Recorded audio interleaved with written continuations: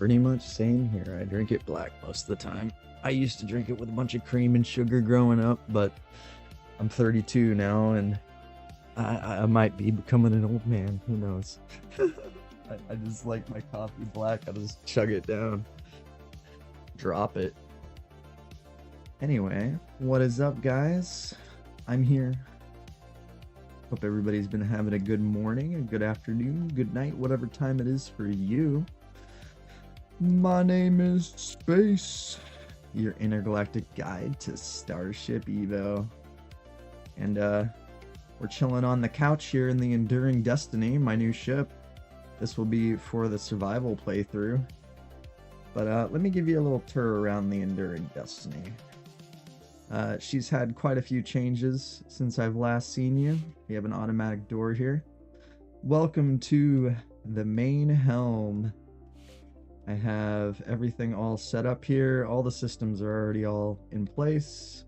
Got our storage here. You have co-pilot seats where you actually can control the vessel from here.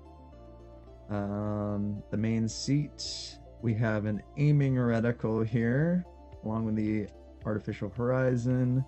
This is the levitator system, the arming the mining beams that will come out the top. Boom, and there is the mining beams.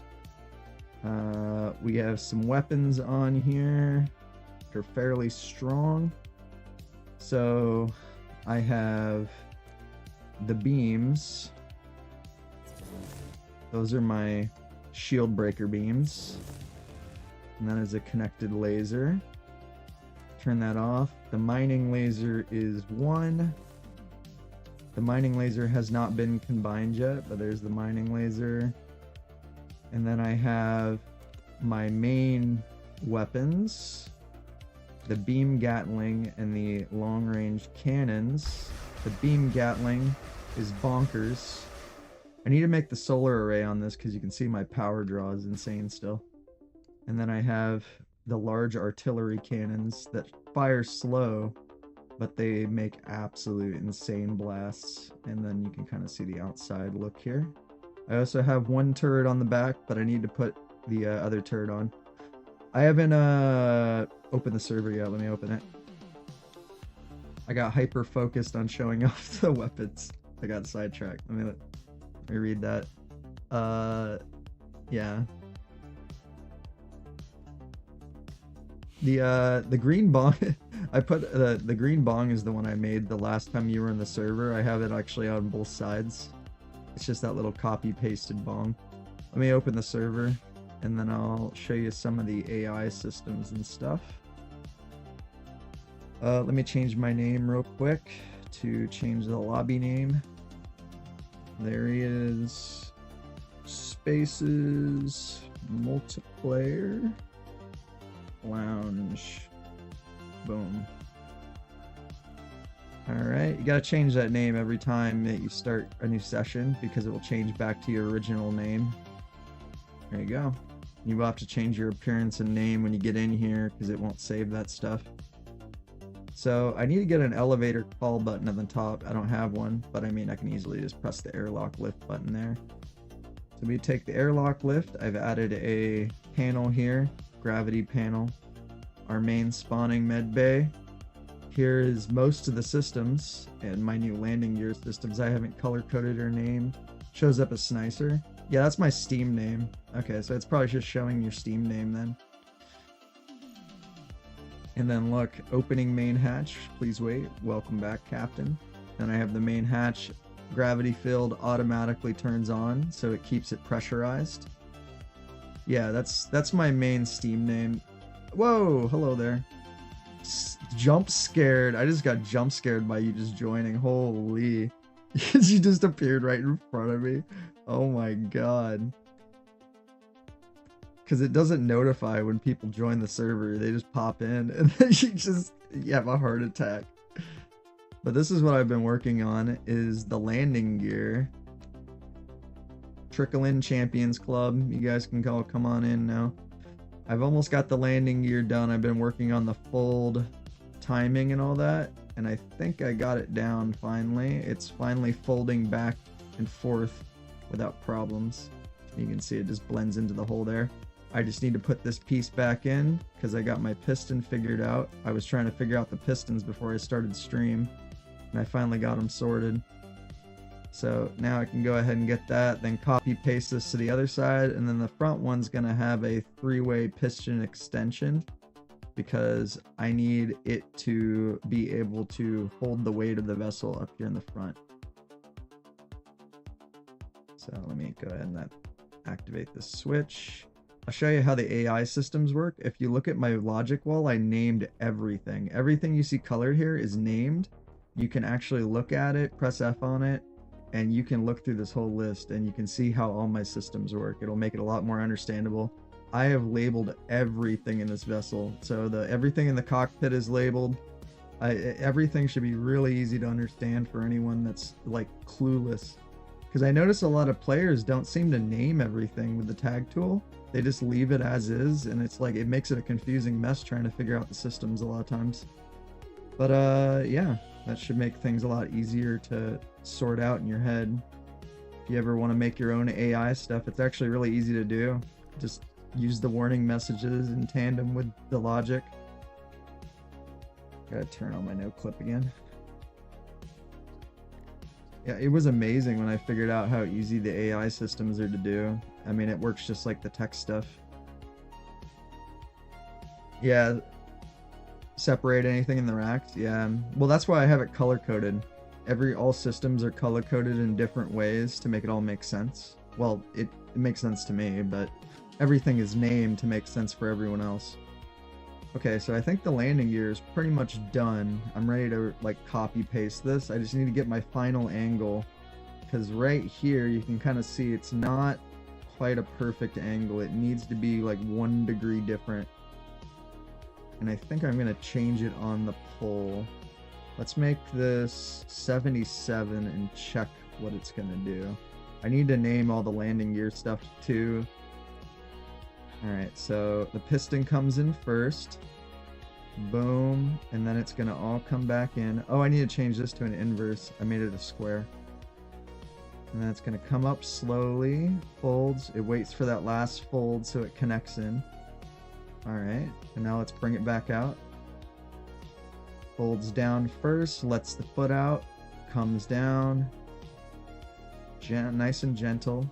And then the piston starts extending. Oh, that's perfect almost. I think that actually... Oh no, it's still slightly too much angled. Let's pull the degrees back a little bit more. So that's 13. Let me just test things. 14. About 17. 17 looks about perfect. No, maybe 16. 16 degrees will probably do it. Alright, I think, yep, 16 degrees. Perfect. Alright, so that's what I need. 16 degrees right here. So to make it 16, I need to subtract some numbers. So confusing using the sequencers since everything is reversed. It takes a while to figure it all out. I'm really bad with landing gear too. This is probably the best landing gear I've ever made in this game because all the other landing gear I make is so basic and bad. Alright, let's see how it folds out this time. Give her another run. This took like a good 45 minutes to get this. Load your blueprints. Just go ahead and drop down a starter block and press F on it, and then you can just choose whatever. If you go to the folder on the left, that's your personal stuff, and then the... Oh yeah, I got it now. And then the one on the right is Steam Workshop Creations.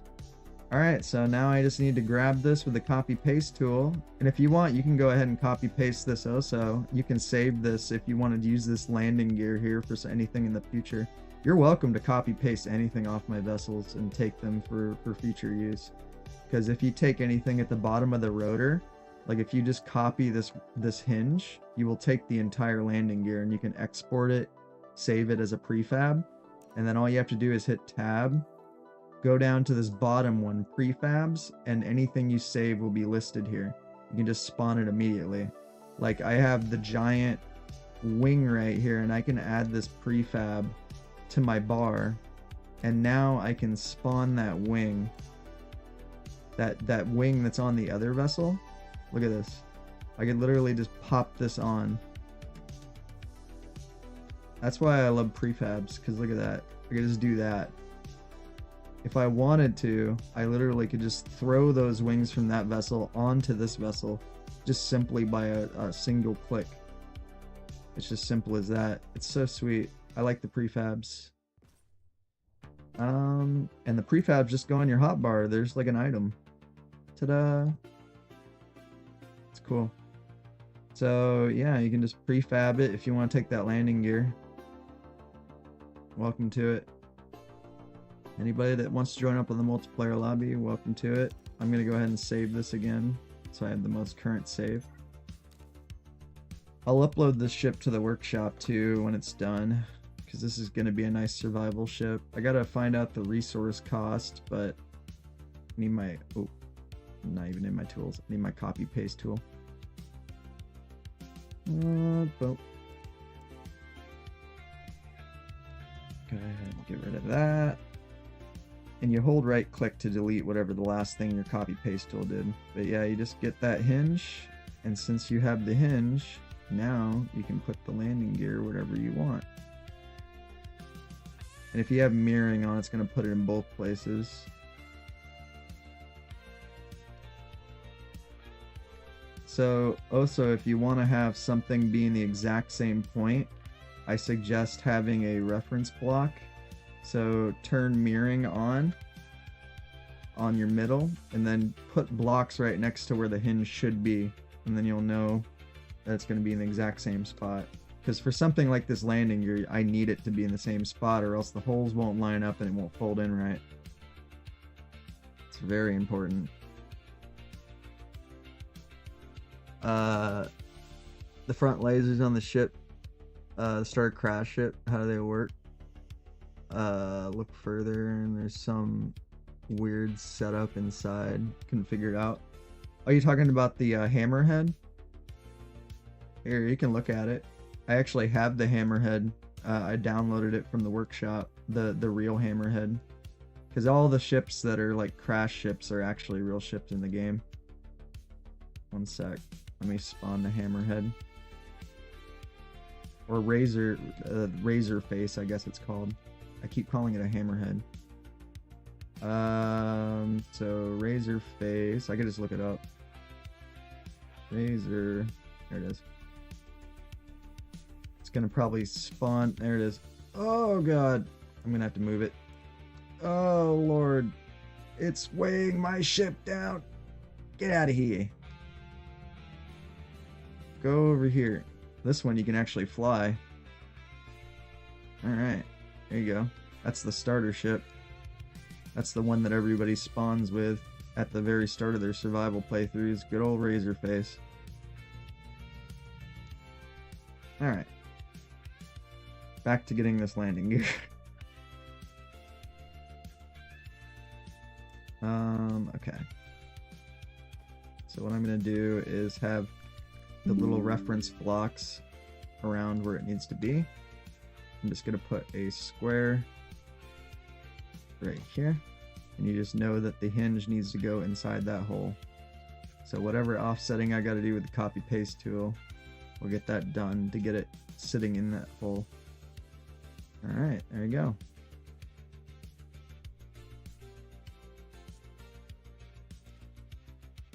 Now we get our copy paste tool out again, and I'm probably gonna have to change the grid and everything because this is not gonna sit in here right. Oh, lucky. Did I just get lucky there? Damn. What was that? Seriously? I didn't have to do any changes. That just perfectly fit. I did not expect that. That's like really rare. Most of the time you gotta go all kinds of finagling with the copy paste tool. Alright, so we need to get this hooked up all to the logic. So make sure I'm connecting it to the correct hinges. That is the bottom hinge. So this goes into the bottom hinge. And then this is the top hinge. Right there. And then the piston. Never seen these blocks on top of the lasers. Let me go look at them real quick. One sec. Let me get this piston hooked up.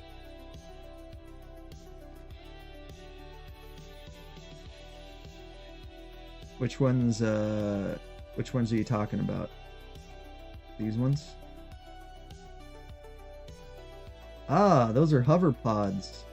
So those are the hovercraft pods, it looks like, and they've just been refashioned into something for aesthetics. Those things sitting on top of the lasers. Yeah, those are probably hover pods. You can actually, oh no, it's an overheat add-on. So this isn't available in survival. This is one of those add-on things you can put on the weapons, and they're only available in creative right now. They're super overpowered. That's probably why they never got put in survival. But yeah.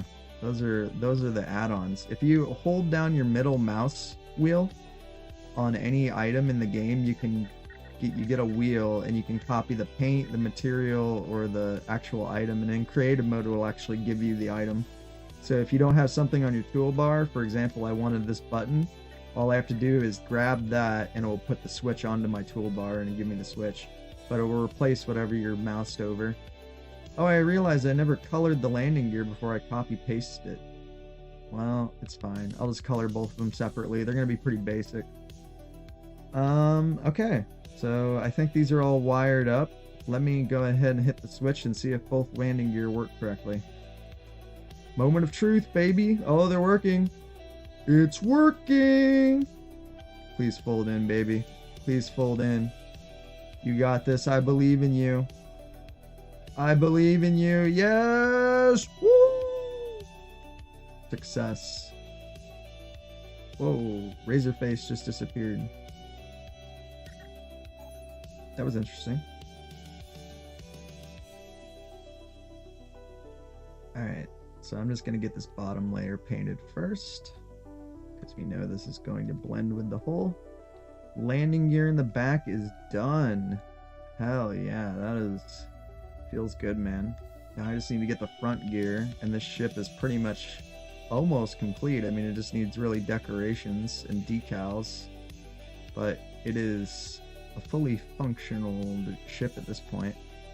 Just needs that front gear. Alright, nice. I can go ahead and map the landing gear to my throttle now. So let's go ahead and grab another event gate. We're going to put it right here. This is going to hook up to our yoke, and this will be our landing gear button on the yoke. Oh, pop. Landing gear, landing gear, landing gear, landing gear, and then you want to put it into the logic gate that controls the whole system with an extra AND gate. Because if you have the extra AND, then you can control it from both things. Because I have the button here too. See, if you want to control it from multiple things at once, that's the only way you're going to do it. So now, if I press G,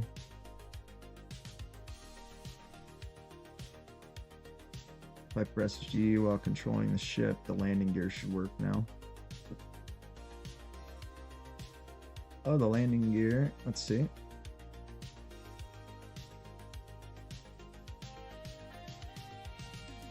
Oh, it doesn't work when I'm using the other. Oh, it's just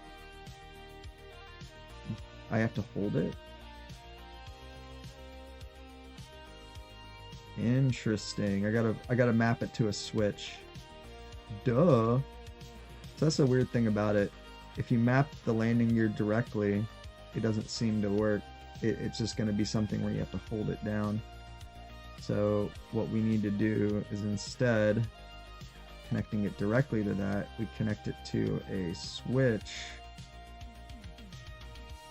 And then that switch will toggle the gear. Then the switch is going into that. Switch turns on the logic. We don't need the outside switch really anymore. Well, I'll keep it out there for testing for now. And I'll get rid of it later. I just gotta make sure to get rid of it. Alright, now it should work. So, toggle it, press G. Yay!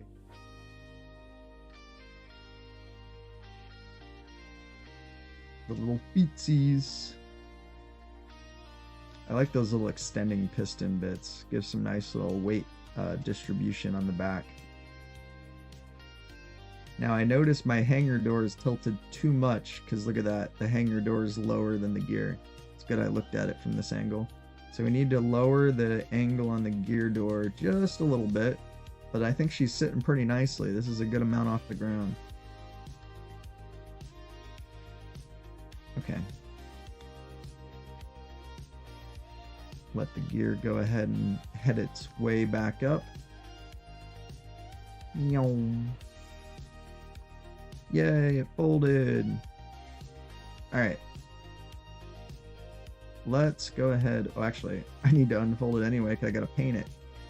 It's painting time.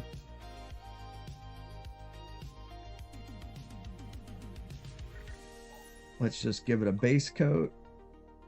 Gray base coat to start with. Oh, it didn't change my paint. There we go. Gray base coat.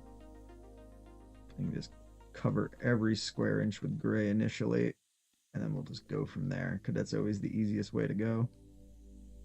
Because you can just go nuts with it. Make sure all of that, all of this, blah, blah, blah, blah, blah, blah, blah. Just get all of it. Every square inch. No block left unturned. There we go. All base coated.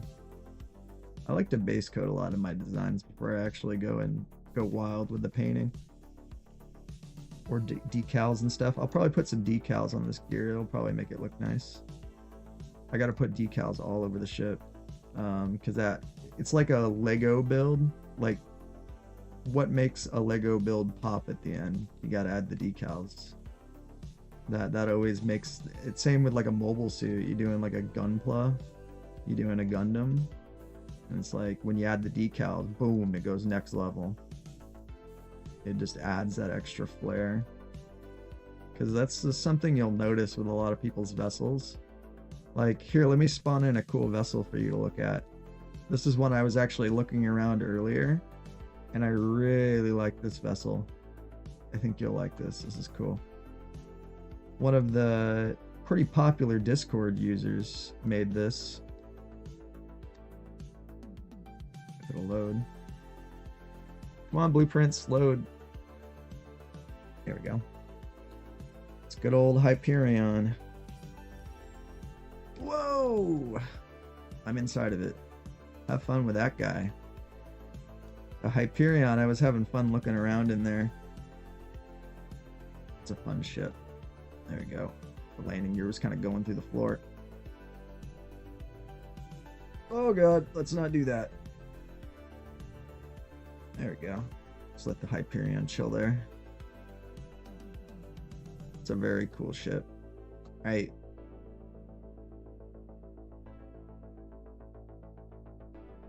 I like the landing gear on the Hyperion too. It has a cool landing gear. Alright. So I have the base coat. I know I want to make the pipes black. Actually, no, I might go golden with the pipes. But I do have a little bit of gold details going on throughout the ship.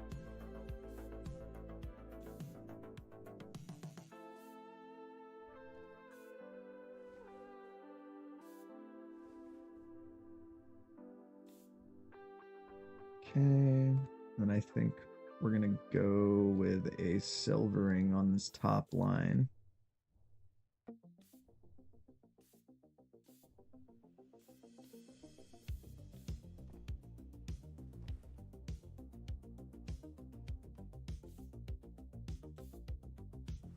And I'm probably going to be making this pipe silver too. So this top line is going to stay silver. Basically this whole top setup of the mechanism. All of this. Yeah, okay. So let me do it to the other side real quick. So all this will become silver. And then we do the golden pipes. Oh, we don't really need to paint these side blocks. I can actually get rid of those little temporary blocks. Those were just to make sure that I had everything in the right spot. Those little blocks are unnecessary now.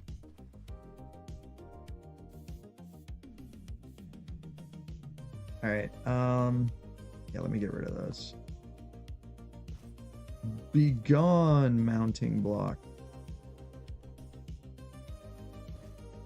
Yeah, there we go. Alright, and then we'll go into the gold. Alright.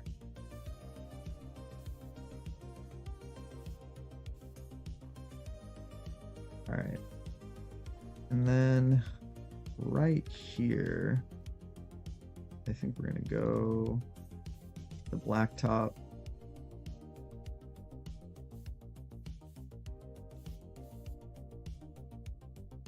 First top line, all gonna be black. Ooh, that's going all the way to the base. Oh, I have an idea. I can just put little pads on the bottom. Yeah, I'll just put little pads on the bottom to compensate. And then we can kind of hide the design. Yeah, so this whole top line gets repainted. Just realized you can bring your ships over. Oh yeah.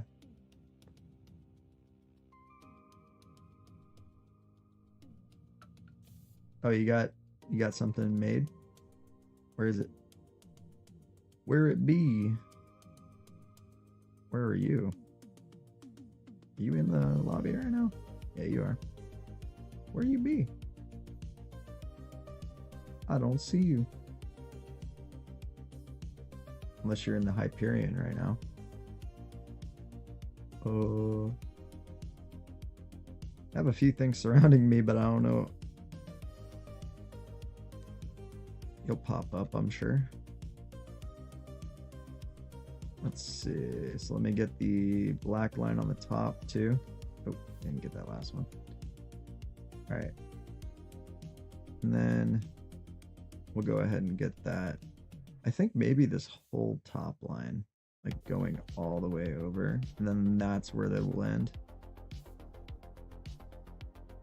So just something like that. Then we'll go ahead and get this side. I really wish you could paint at least in symmetry for like children entities. That'd be really nice.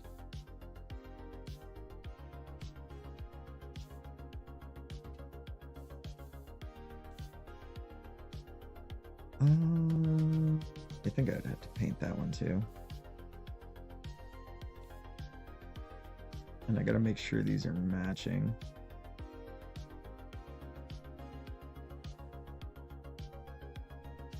I think that should be just all the top line. Yep. Okay. And then from here, we're gonna add the trademark orange. And like I say, I'm just gonna use half tiles for the bottom. So this will actually blend into the hole still and you won't see all the orange. You might actually want to keep the piston gray. Actually, I can cover the piston too. Those half tiles, the power of half tiles, they're pretty great. I've been using them a lot more. Like this might be the build I've used half tiles the most. They're really good for decorative elements. I also want to put some, I figured out how to do the ping pong lights, just like on these, so you can have little running lights. I'm going to probably put running lights on this vessel too. You just need the ping pong and choose your colors, and that will usually do it. It's pretty easy. It's actually really straightforward to do some of the stuff I've wanted to do in this game, and it's just I've never really thought about it.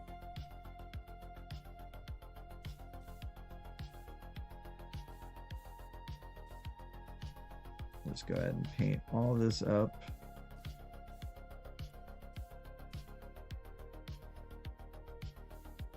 Oh yeah, and I gotta make sure I change the hangar door rotation before I forget. That is important.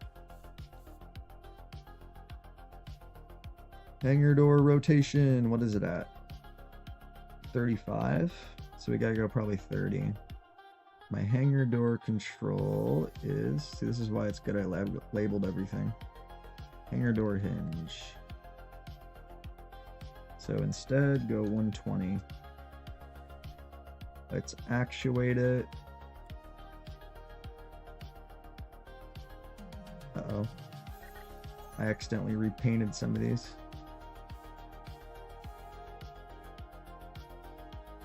My bad. Let me see, I need to get these ones. There we go. Now let's see its rotation. Opening main hatch, please wait. Still a little bit too far, so let's go like... Let's go 117. It's time to finish this fight.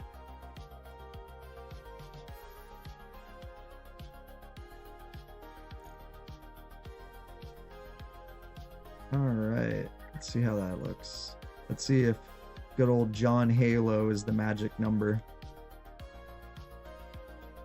I think John Halo actually might be the magic number, guys. 117 is right. Oh, you just got back in? Nice. Alright, so back landing gear are done. They're painted. I just need to add the bottom layer to blend it back into the hole.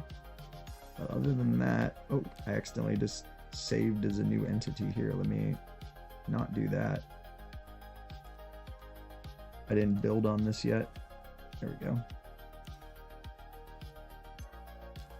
I don't know what I saved. I hope I didn't just save Hyperion as a new entity. Oops. Alright, let me go ahead and fold the gear in, and then we'll blend them in. Will it blend? That is the question. You guys remember that YouTube channel? A dude that would throw like iPhones and stuff in his crazy blender, and you just watch them get grinded into dust. You know what? That actually kind of looks cool. Maybe we'll just keep this. We could add a little bit more aesthetic design to it. I need half tiles. Give me my half tiles. We'll just take them. We'll get rid of the piston.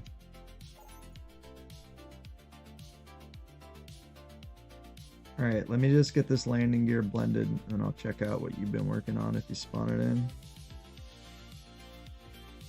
Oh, I want to make this thinner. Orange. And then let's add like some cool little triangle design. Oh, let's not use the thick ones. Just add a little design here, like a little diamond design.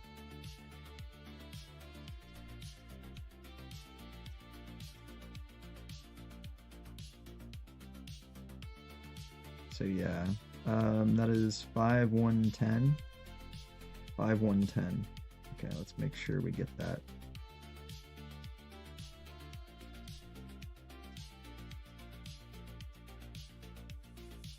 There we go.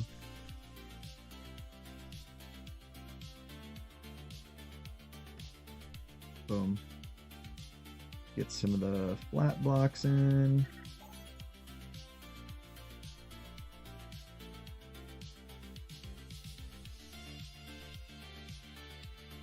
And then this whole black bit is going to get covered up, because I'd rather just have the orange line. And we'll just go ahead and bring this with an inner diamonds. I was thinking about putting some thrusters in the landing gear too. Like maybe embed some thrusters here in the middle, but I'd have to sink them in, so I'd have to adjust the landing gear a little bit if I did that. So what is this? 714. 714 is our ticket. There it is.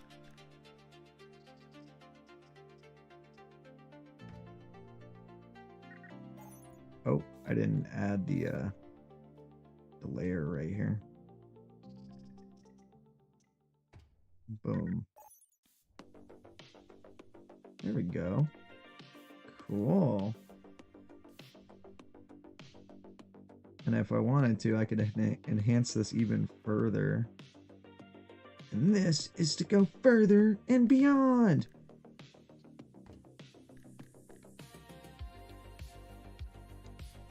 Oh, this one won't allow it. It'll allow that though. Let's just go ahead and match this. Haha. Because you can do some cool little designs here. Just gotta match it up. It's like putting a puzzle together.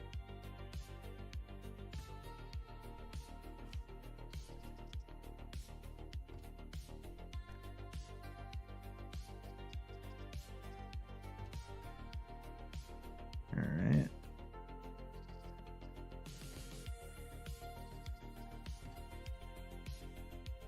Cool. And then I could make this whatever color we wanted. We could make this gold if we wanted to. Gold! And then I'll probably just do a flat line of silver right here.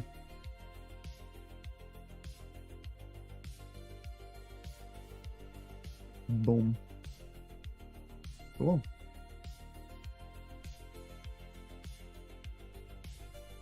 Then just gotta do the same thing over here.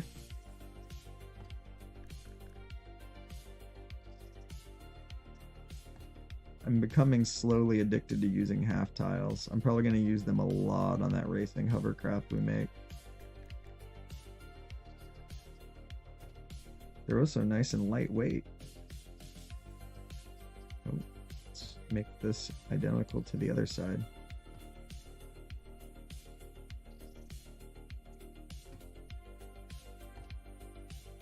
Alright, so we'll paint the silver line first. Then get the gold. Boom. There it is. Now, let me get the painted version of this landing gear, and we will use that as what we copy paste. But I want to get the unfolded version, because the unfolded version seems to be much easier to work with. So we'll delete what we have. And I'm going to mount it or grab it exactly from the same angle I did before. Alright, those look wicked. This is definitely the best landing gear I've done so far. It's still not as impressive as some of the things I've seen other people do, but heck, you gotta start somewhere. I went from simple pancakes on my early design to now pancakes that look pretty, so that's a step forward. Alright, so now this one is going to be a finagly little beast to match in here, because I don't actually know what spot I need to have this to make it actually in the middle.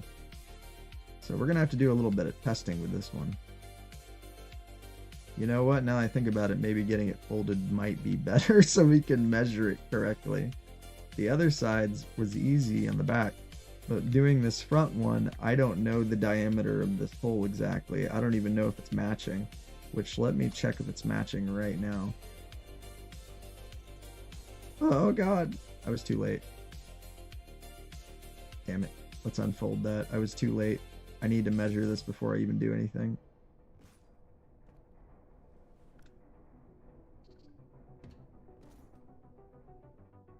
Alright, so that is 15 across. This better be 15. Or else we're gonna have a bad time. Oh my god, I actually measured that correctly on accident? I did not mean to do that. Okay. I also spy a block I never painted. That one whole block you never painted. Alright, so what were you cooking up, man? Let me check it out. Oh, is it way over there? Okay. Let's I'm gonna use the air car to go over there. Anything to give an excuse to get in the Lafante.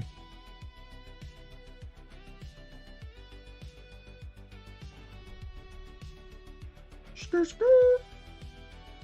Meow.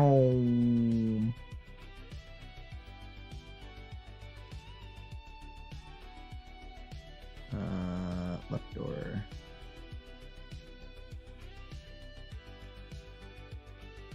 What do we got here? You have a couple things you've been working on. I like this. Ooh. See, I like designs that have the bridge far back and you have to see the wing bits. This is cool. This has a very Sith feeling to it. Good, good. You have done well building this. Yeah, this is cool. Man, you cooked this up in survival? That's what it took, a lot of resources, man. I've also cooked up some crafts of this variety in survival. Oh, you got your little hangar down here for docking a ship. Oh, this is for getting in your main hangar. You could probably, if you had a mag lock here, you could probably get a rover or like a hovercraft, mag lock it onto that stand, because you need to mag lock anything or dock it, and then you could just bring a hovercraft with you inside that cargo bay. That would be pretty easy. Oh, yeah, you got some empty rooms and such. What is this? Oh, it's an emergency ladder. Now, I have not thought about that, but I've also never been able to get ladders to work in survival, so I've just never thought about making ladders. In creative, they seem to work fine, but in survival, I can never get it to interact. Now, this landing gear looks far more impressive than what I make. That landing gear looks actually cool. My landing gear is very basic compared to that. Could I do ordinary pancake gears most of the time? Now, your back gears are kind of more on the level of what I would do. But your front gear is hyper detailed. Yeah, that's a fancy gear. It looks good. I didn't think about using the other wedges. I want to look at this other thing. Looks like you have a freaking AA tank ready to fight Godzilla over here. This genuinely reminds me of the little tanks that fought Godzilla. They shoot him with the laser beams. You know what I mean from the old movies. This is cool. This looks like a Decepticon right here. This is freaking, you got Demolisher ready to roll. Waffle. Nice. Yeah, it looks like Demolisher, man. Decepticon, very War of Cybertron Decepticon vibe with the silver and purple color scheme. And then this one, of course, we're going back to the Sith vibes. I like these fans embedded into the vents. These are cool. And I also really like this cockpit. Nice square cockpit. What was that? Something folded. Was that the wings? Oh, it has wings that fold out. I was gonna say, I saw something fold out of the corner of my eye. I couldn't tell what it was. Oh, your gravity key here. The interior. Oh, you got a kitchen. Now, I have not made a kitchen yet. I like the thrusters for stovetop burners. That's a creative idea. And then you got little tiny valves. Yeah, that's cool. Wings and tail. Here, fold it again. Because I wasn't really noticing it. I was seeing it out of the corner of my eye. It has like beetle wings. Very beetle-like. I like that the solar array is hidden under there. That's cool. Oh, yeah. Cool. Yeah, super beetle-like wings. Cool, cool design. Oh, I'm gonna get hit with a wing. Got the back thrusters. I like these gears too. Do these gears move? These look like gears that might be... Oh, they do have pistons on them. They can extend. But it looks like they aren't really... It isn't really necessary to extend them though. They seem to just be good as is. Now I like your loading bay. These seats look really cool. You put little restraints like a roller coaster. Little overhead restraints. That's pretty cool. Oh, you got the little chessboard with a little chill area. I like the little decorations. I have not really... Oh, the bunk bed. Bunk bed's cool too. Got a little TV in there. Watch some TV. Got some storage. Cargo container. Little storage like an airliner. Yeah, nice. Cool. Got like little pipes up top. The only thing I say your kitchen is missing is an exhaust vent. No, I'm just kidding. You have this part of the exhaust vent. It's just the no chimney. But do you really need it in the future? You can just disintegrate the smoke into nothing, I'm sure. Oh, what is this? Oh, the bathroom. The comically oversized toilet. Always love having to make these kinds of things in games. Sometimes you just gotta make things comically oversized. It's the only option. Now you could probably make the toilet on an item stand and that might make it smaller, but then you'd also have a skibidi toilet gun, so I mean... Oh hey, these actually go down. It do go down. Do they actually... Oh yeah, they're fitting over the body correctly. Nice, you measured it. You actually measured it. I had to check. Oh, your treadmill works. Oh, I use the conveyor. Quality. See, I haven't thought of some of these things. When it comes to decorations, especially on interiors, I just haven't really thought about some of this stuff. Yeah, even the TV so you can watch something while you're working out. Nice. Oh, thanks for the little ship tours here. These are definitely impressive. The Sith would be very proud of these two designs. That thing especially looks like it's very Sithy. And then this one looks straight out of Transformers, War for Cybertron. Super Demolisher. Yeah, I definitely like those. Those are cool. Wicked, man. Oh, close the door. What? Full throttle. Oh god, lag spike. Whoa.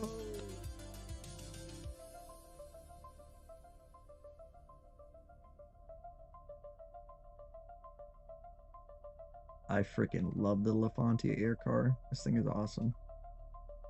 It's part of the reason I want to make a air car myself, or make it a racing vehicle, because I want to make something along the lines of this, but I want to make it go very fast. I'm talking a racing vessel.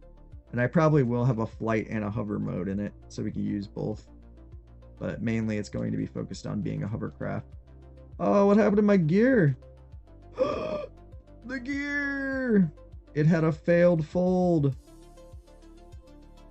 What happened? It broke. I didn't realize it broke. Oh no. I gotta reset the system now. Here, this should fix it. Swing it back. Swing it back.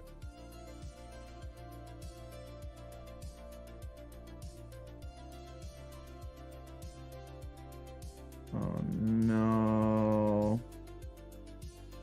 It broke. I don't think I can fix this. Oh yes, I got lucky. Alright, now it should be okay. Sometimes those things can break, especially when you have such a tight radius that it's working in. There we go, I think we've sorted it. Fixed! I think what happened is I might have actuated too fast at one point. I went up and down, and at one point it just broke it. Okay, so let's copy paste this back gear here, and we're gonna get this into the front, and then I gotta make the piston pancakes. There's going to be like pistons that are going to extend out from the 3 points. Oh, damn it. I forgot I was going to get this folded again.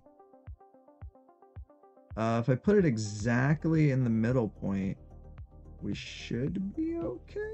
Question mark. It is going to be so much easier to get this folded up. I think we're just going to grab it folded. Please successfully fold. I beg of you.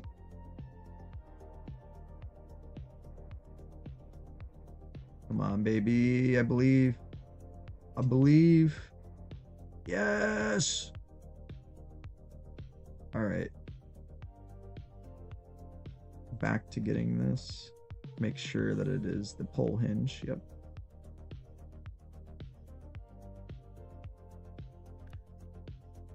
But.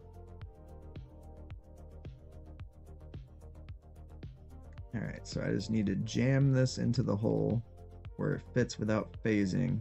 Easy. See how easy that was? That's why I wanted to do this folded. Perfectly in. So what I'm basically going to do is have pistons come from the side and piston come from the front, basically. And then we're going to probably extend this forward more. It's going to kind of bend out more. I might actually need to add another rotation joint on this. We'll see. Because I think this gear right here is too far back, and it needs to give some weight distribution to the front here.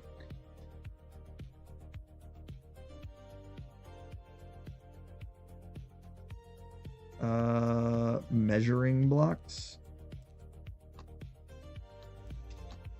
There's something in the way.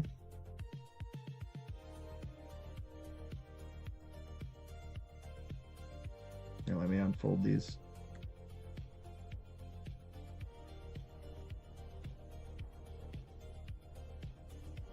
What's causing the break? Is there something still in here that I didn't delete? Looks good. I know that it phases slightly through this back brick, but that hasn't really been causing an issue most of the time. It's when this front edge collides into this edge. That is usually when it breaks most of the time. Because I've noticed it break a lot whenever it hits that. It's if this, basically that tip, the nose will touch this and then it will break.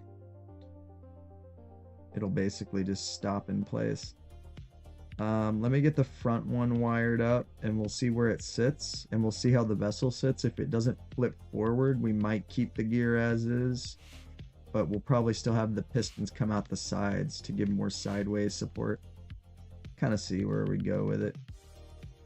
All right, go ahead and get this. I got to fold this up actually, so all the gear will extend at the same time. So let me refold this.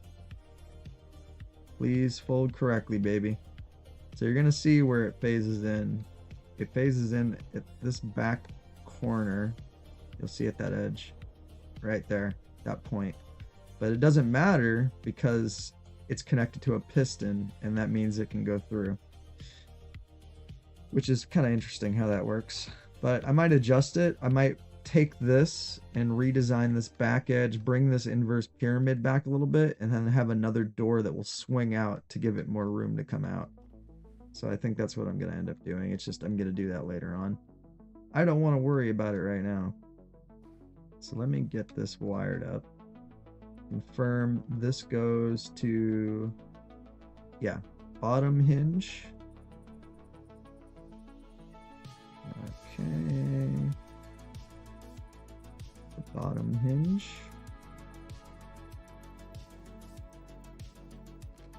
I think so. Yep. And then the top hinge. When it's folded up, it's a little bit harder to tell which is which. And then I need the piston.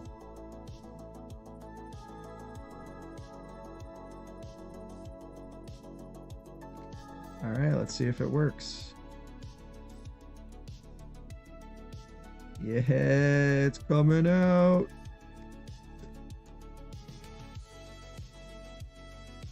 See, I think it needs a forward extension.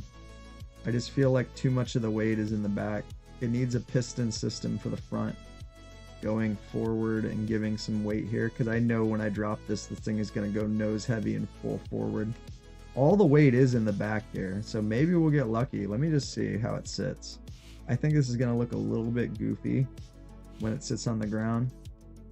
I'm just going to deactivate the levitator and see if we just fall nose for it first.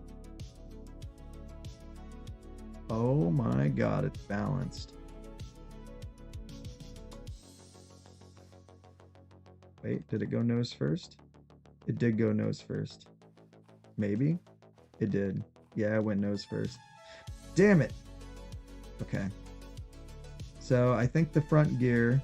Oh, I know how I can do it. I just need to make this bend forward. I just need to bring that a little bit more forward. So, like, these bend backwards, like chicken leg it. I need to go forwards with this, bring it way more forward. Change it to a wedge. That could be possible. That's something we might be able to experiment with. Here, let me turn the levitator back on. Levitation system has been toggled. That's part of Zera's AI. Pretty much if you toggle any of the systems in the computer, it's going to give you a message from Zera. Alright. So it looks like for the front gear, I will actually have to have a different rotation angle than the back gears. So I will need to add 2 more sequencers. But I think they could be hooked up to the same event gate because the timing would be the same. It's just the angle is changing. So let's go ahead and get our sequencer gate. Actually, I think only one angle will be different because the bottom... No, both angles will change because when I change the angle of the other one, I'm going to have to change the angle of the other one too. So these will be for the front gear, and this can all be the same kind of situation. So if this is the bottom pole, or I mean, that's the top pole, yeah. So top pole, oh, excuse me, top pole, bottom pole. I'm gonna have to really hit these with the tag tool soon because those are starting to get a little out of hand. There's too many of them that are unlabeled now. Let me save this real quick. Give me 1 sec. I will be right back, guys. Give me one momento. I'm gonna go use the restroom real quick and then get another cup of coffee. Get your coffee here. Get your hot, fresh coffee.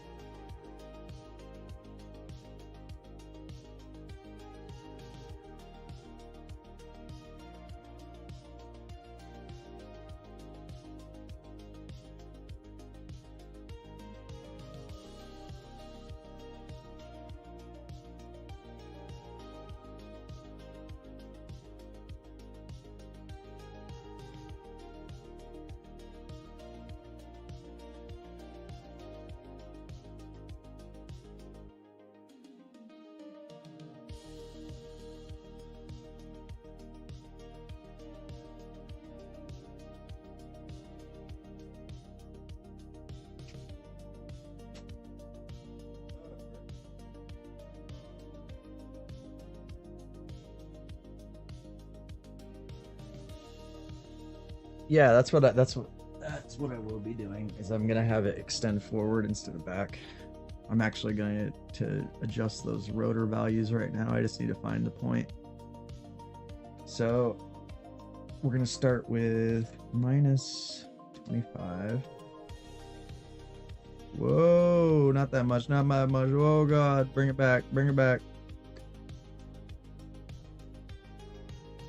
I need to bend the foot way back before I do that.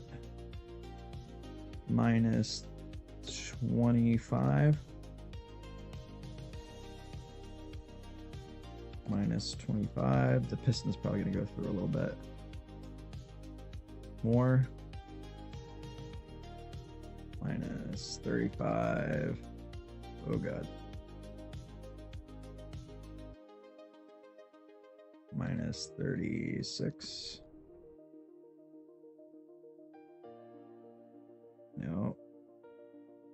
Probably 34. Minus 34. That's better. That's much better.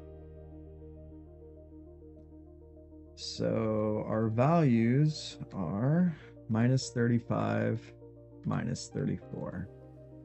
I wish I could get away with the same number, because then I could just make it one sequencer and I wouldn't have to have two, but looks like we're gonna have to have two. So this is, let me confirm, that is the one that goes to the bottom. So this one needs to be minus 34. Oh yeah, I haven't even connected them yet. I was like, why can't I interact with it? It's because I still have it connected to the old system.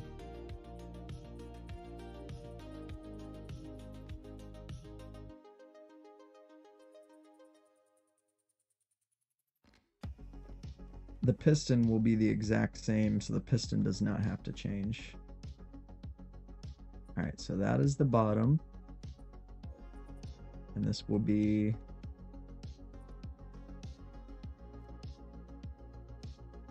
Why can't I interact with it? Oh, I never actually hooked it up. Duh. I unhooked it from the other part, but I never rehooked it back up. There we go. All right, so this one, we're gonna make off state is 0, which is 90, and then this would be 124, and then this would be 125. I think that's right. I don't know. Guess we're about to find out. Now I don't know if I'm gonna have to change the timing, since now it has to turn even more, meaning I might have to make these actual actuators go faster. Because as you can see, now it's having to bend much farther than the back gear. See how it's much slower? Now it does seem to be bending properly though. Okay, that's a big plus. It is bending properly. It's actually coming out properly. Everything seems to be working. Oh, the piston gets really close. Oh boy.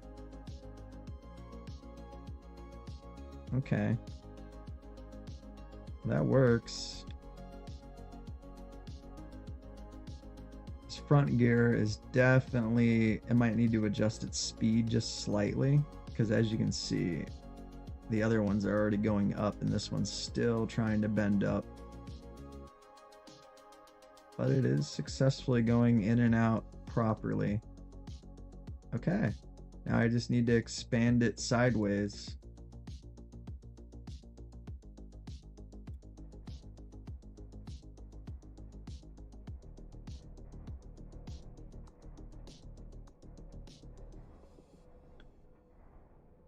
All right, so that is a big step forward.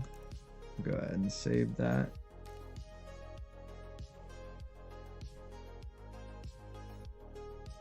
All right, go ahead and get a little mounting block in here.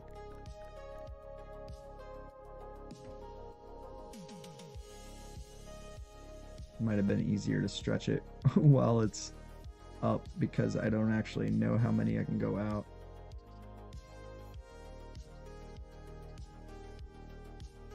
Well, I can kind of see it.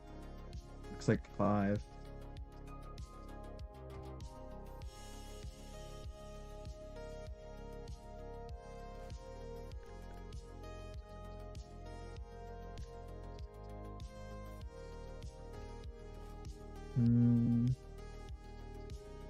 Yeah, let's just do this for now. Go from there.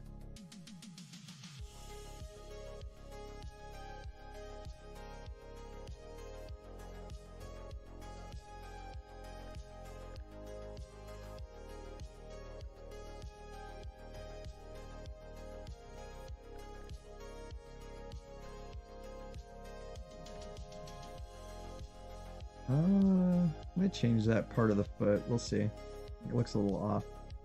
Looks a little goofy. A little yucked up.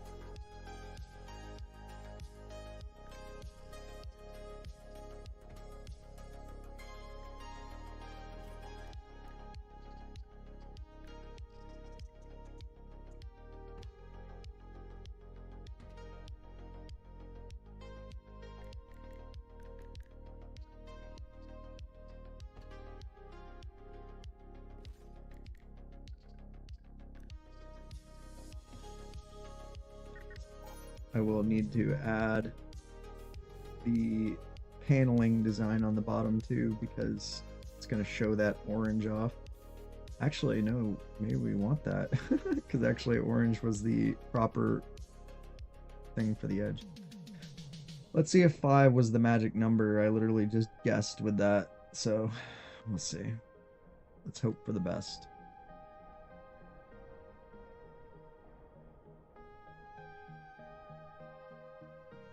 I don't want to change the actuation speed if this works. Oh god, now it broke. It broke!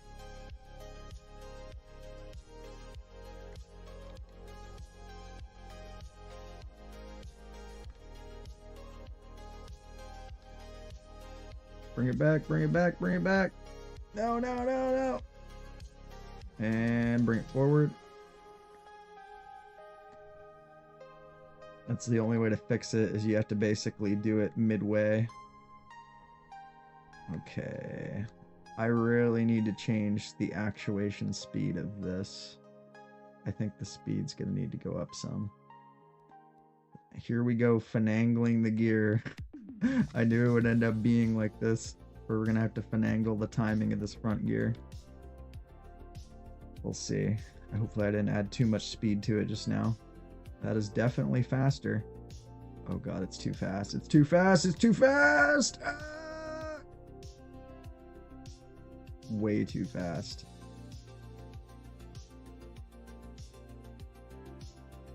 It didn't even begin to actuate. I ruined it.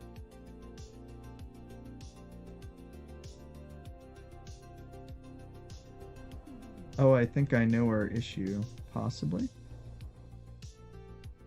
I think I might possibly know the issue here. I think the other sequencer might need to get adjusted on its value.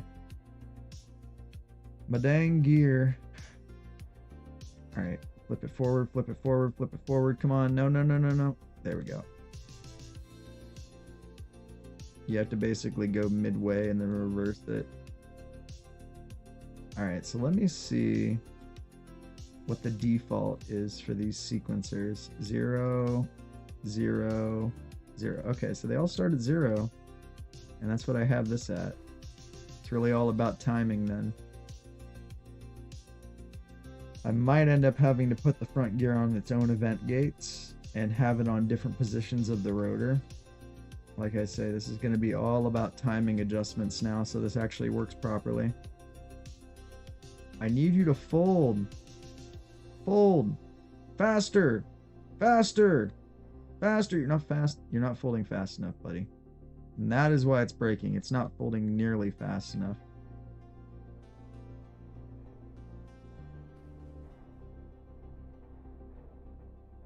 And now it's going to break this way. Because of course it will. Ay, ay, ay, ay, ay. Just raise the front gear speed a bunch. Of course, this thing is just totally broken on the front. I knew angling it frontwards is going to cause an issue, and of course it caused a big issue. Come on, bring it back, boys.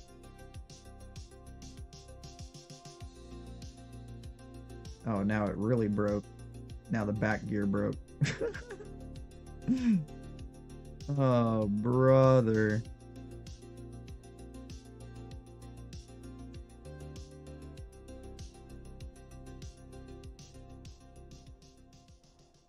Oh, God, it totally broke. Come on, baby.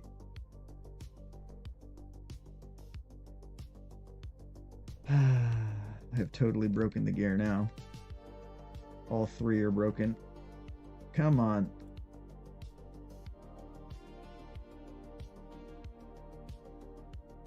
I really screwed him up now. Hell. Come on. Alright, reverse it back, reverse it back, reverse it back. Hurry, hurry, hurry. Oh, God. Okay. No, it's still broken on the back. They've been totally broken. Damn it. Oh, it's so hard finagling with landing gear. God. Please, why? I didn't change any of the values on the back. It's just all about their timing getting screwed up now. So their bends are all screwed. Please actuate properly. There, finally. Yeah, God, that took so much effort. Alright. So I don't know what I can do here to make this front gear work with the back gear, because no matter what, I'm having a finagly mess. That is quite unfortunate, because God, that is annoying. 11 and 19. Let's change this back to 11. Match it up again. Because I'm making a mess of things right now, and I want to move on past this landing gear. Landing gear is probably one of my least favorite things to make in this game because, well, what you're seeing right now. Timing adjustments, you're going to be sitting there for a while trying to get it down. Please. Please. Okay, so the only way this is properly going to work is if I have it like this. And I've also undershot it on both sides. SOB. Alright,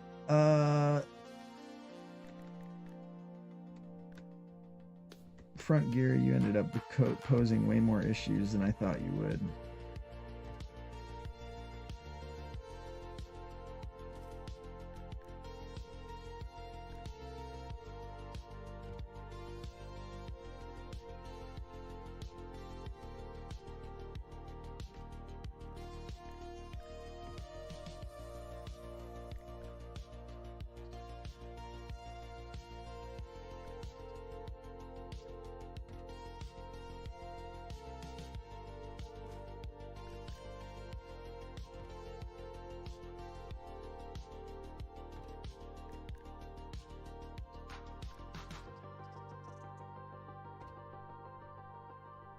Let's hope that that landing gear doesn't break too consistently, because that's going to be a problem when I'm in actual gameplay. And if that thing decides it's going to break on me out of nowhere.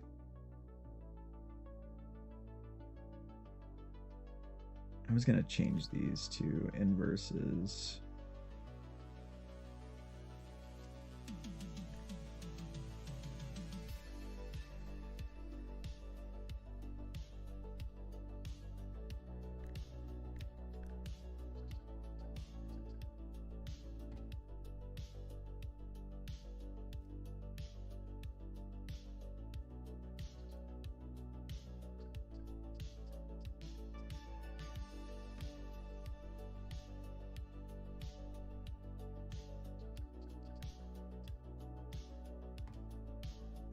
that. Go ahead and fix this side.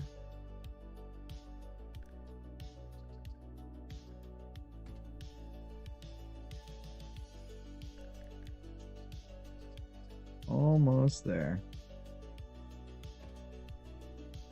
Now, fingers crossed the gear doesn't immediately break again. If so, I really will have to put some doors on the sides of these holes to stop it from just breaking it all. Which would be unfortunate. I guess we'll see. It would make it at least more realistic.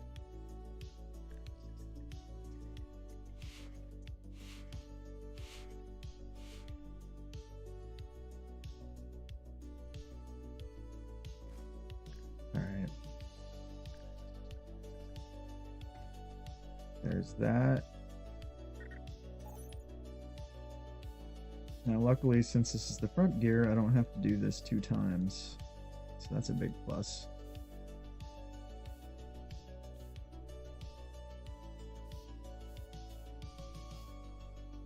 Okay. Moment of truth. Fire in the hole. God, that phase through is pretty bad right there. I definitely think I'm gonna have to fix all the backs on these. It is working though.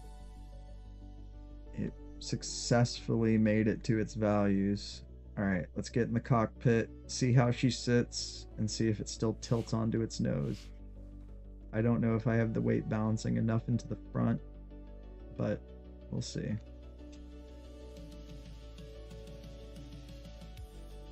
Alright, let me go ahead and just let her fall, because that's always the best test.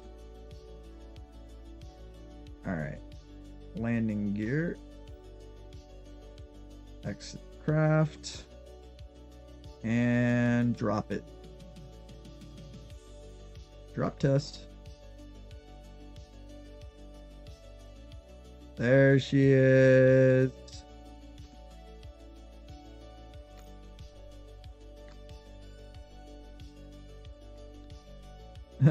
Your body's stuck right there. Oh, it's still tilting forward. No! She's still on her nose. Damn it. It really looked like it landed perfectly that time. I might need to add a tiny landing gear that folds out from this front bit that just kind of comes out and sits right here, because it needs some kind of support in that front.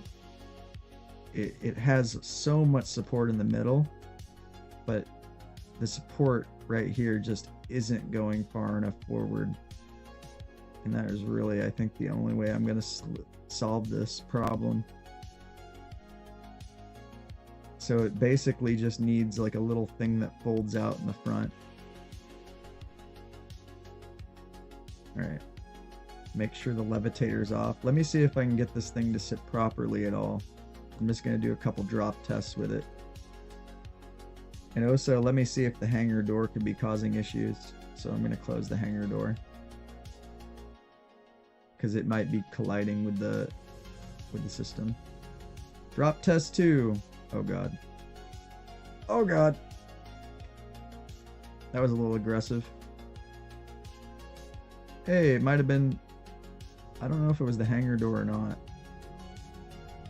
Here, let's gently put it down. Yep. She's still falling on her nose.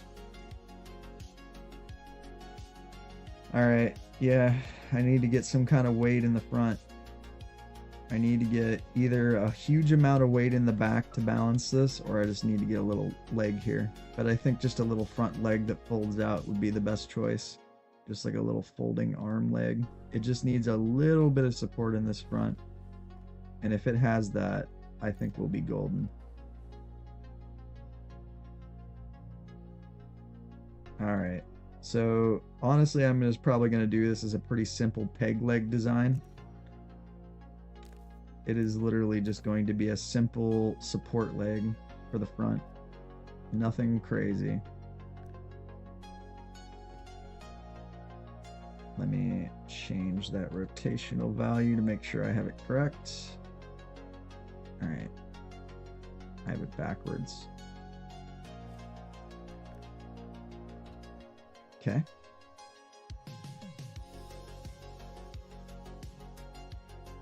And then we'll just get a little stick on here, basically.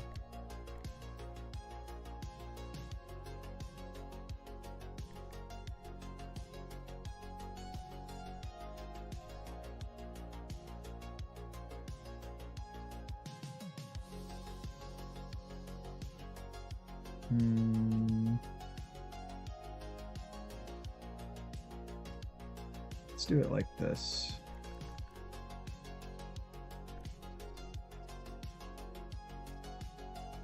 Let's see where those sit. They sit right about there. Let's do it like that.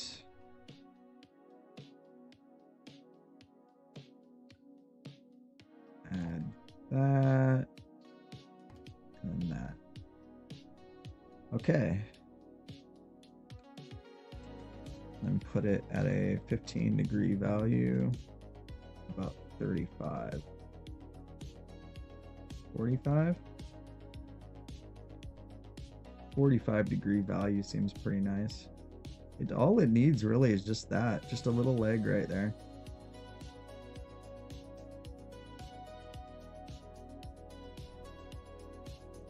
So 90 minus 90.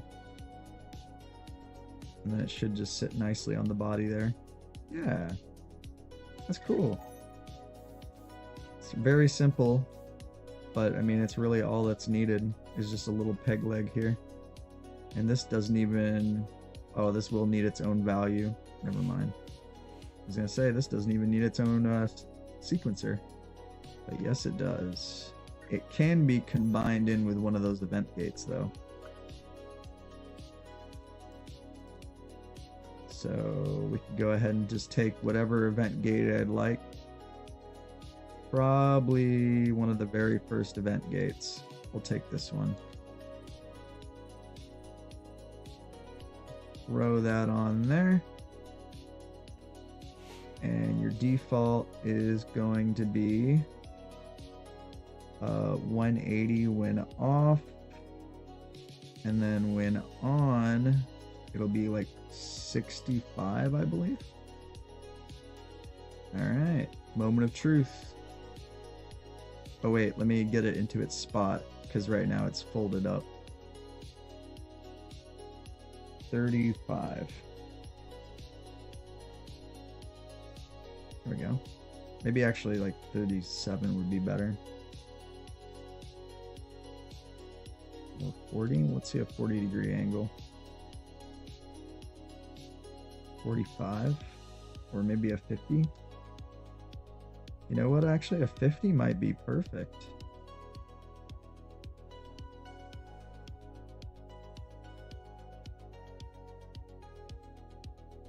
Oh wait, it's 90, so we'd want 60 or 40, I guess. Yeah, so you gotta subtract 10 from 100.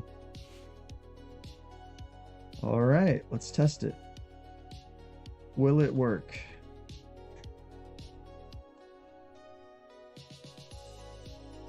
Gear is folding. That is folding back. Don't break on me, baby. Don't break on me. It broke. Oh, the front gear keeps breaking. You're pissing me off, front gear. Why, man? Stop it. Stop it. Zero. No! Get back here. Bring you back to 0.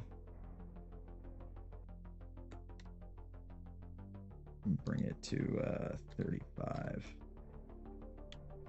I'm just gonna pull you out manually.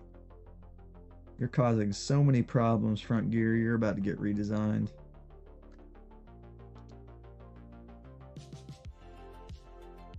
It's still broken. What up, dog?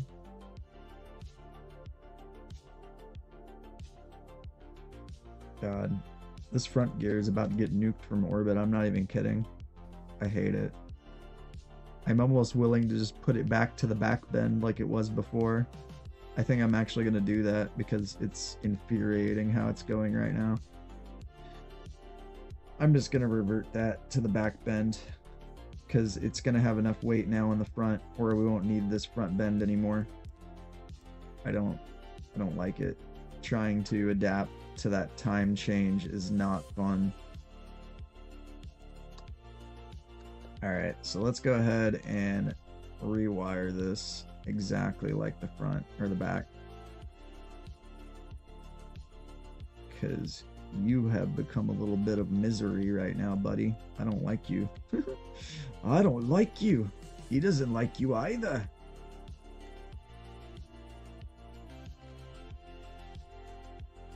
Alright, go back to your old school. Will you properly work? Now we do have that initial bend, which is probably going to break it initially. Nope, maybe not. Thank God the back gear did not snap on me. Okay, all of you the exact same again. Is that going to make you happy? Oh wait, let me make sure the speed timing is the exact same too. So 16, 17. Or wait, no, I wasn't even looking at the speed, was I? I was looking at the angle. 19, 11. 11, 19. I already have it equal. Okay, so it should be fine. The landing gear should be okay. Now that it has this little nose piece, I think the nose piece is all it truly needed for balance. So we're just going to go ahead and paint that orange. Our little nose nub. This is really, I think, the only thing it needed for that little front balance. Because it just needed anything to help the nose. And that's really, I think, all we need. Alright, drop test. I think we're good. We're golden. She's staying on her back now. Oh, look at that. Oh, she's sitting properly. And this isn't even touching the ground. Let's go ahead and make sure it does touch the ground.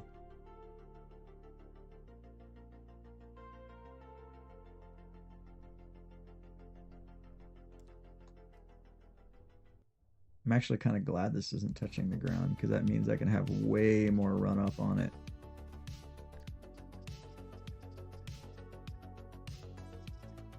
Go all the way where it is pretty much against the ground. Let's just put it like where it's in the ground.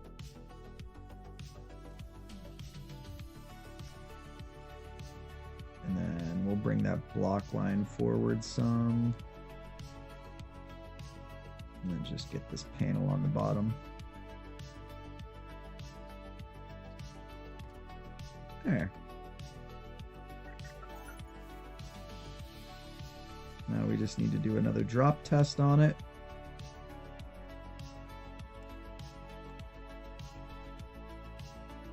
Whoop. There she is. She sits a little too perfectly now because now the front gear, well, we're in a little bit of a crater. Let me move it because now the front gear isn't even touching the ground. I might have put it too long now.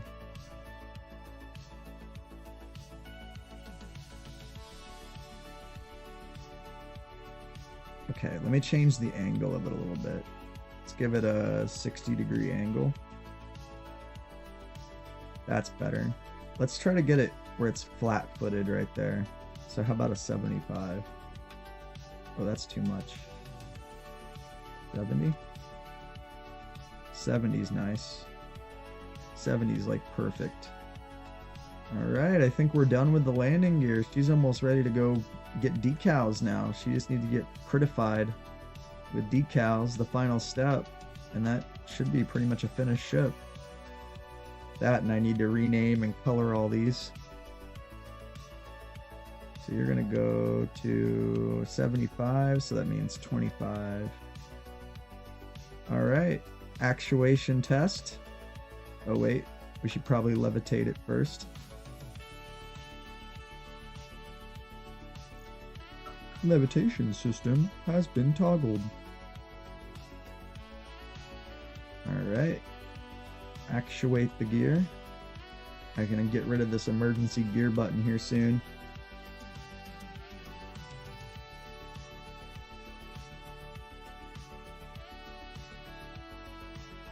Alright.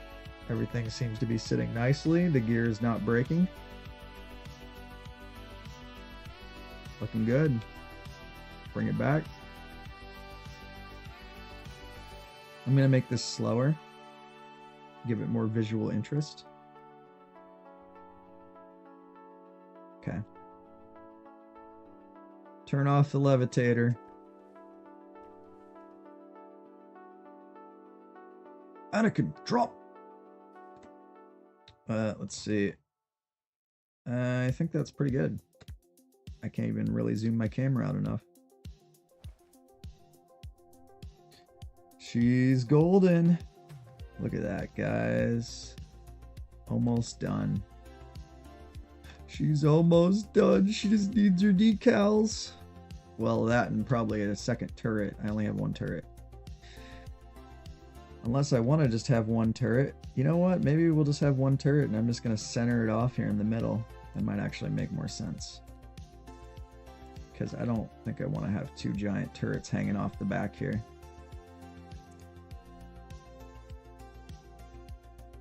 Now the only thing is I'm probably going to have to rewire the turret. I wish you could like move items without deleting them in the game. Kind of like Stormworks where you like copy stuff, move it, then reattach it to the build. Because then I wouldn't have to rewire this. I wouldn't have to fully rewire the turret.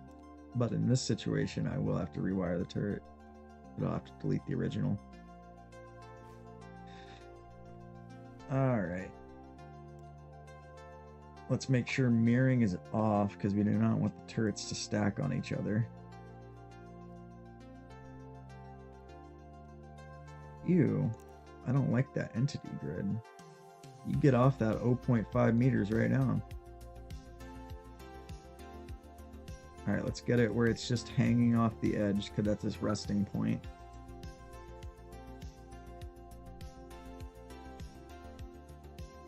We want to keep it out of the way of the engines too.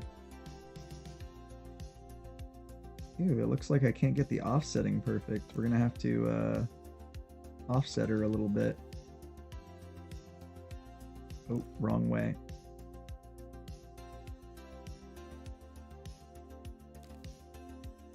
Wrong way again. It's the final number.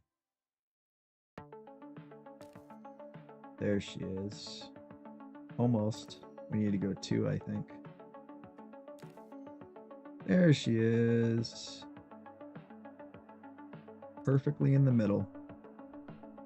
Yeah, that's much better having the turret centered. It looked a little goofy on the side. I would have had to have 2 and then 2 would look weird. One giant turret to cover my ass is probably really all I need. Alright, let's get our turret hooked back up. I won't need to do any of the event gate stuff, just the turret stuff. So I guess it isn't that bad. You and you and you. You and you. And then our shield breakers. Boom. There it all is. Easy as pie. Oh wait, I might need to readjust the turret too.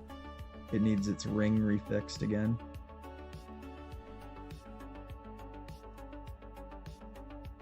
Oh god.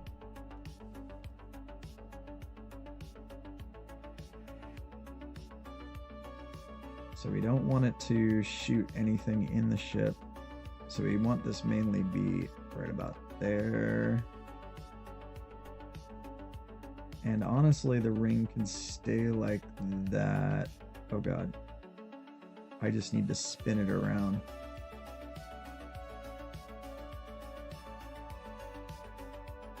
Because I do not want the turret firing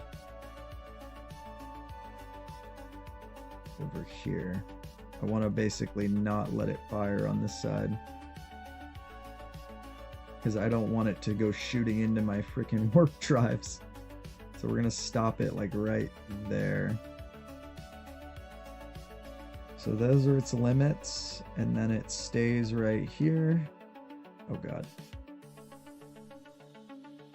As much as I'd love to make it a bubble turret, that is not going to be a good idea. I forgot you can actually change how high it can go up too. Let's actually probably put a limit on that.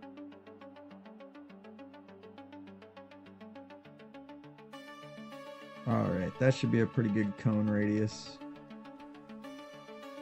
Now, for some reason... I was gonna say, why did it reset? There we go. Now it's properly working. I had to spin it around. So let's see. We want to stop it before the warp drives so it doesn't shoot them. So right about there. And then we don't want it to go any lower than the warp drives either. I think right about here is pretty good, honestly. And then when it comes to tilting upwards, probably limit it on that last little radius blind spot right above it, because I don't want these turrets to turn all the way or else they might smash right into here. Give them a little bit more room. Alright, she's golden, guys. I mean, I'd say this is pretty much done, but like I say, I need a decal pass on the whole ship. And other than that, then she is done. Just need the decal pass. Feels good, man. Pretty much a complete ship. Let's save it before I lose it. Save it. And we're going to save the backup just in case someone gets froggy with it and I don't realize. There we go. She's polished and ready to go. Looking pretty nice. Very happy with how this turned out. The decal pass I'm probably going to do off stream later on because I want to start working on the hovercraft, guys. I want to make a racing hovercraft, and that's going to take some time to engineer that because I got to make it as light as possible. So I will be right back. I'm going to take a little proper smoke break real quick, and then we will get back into it. BRB.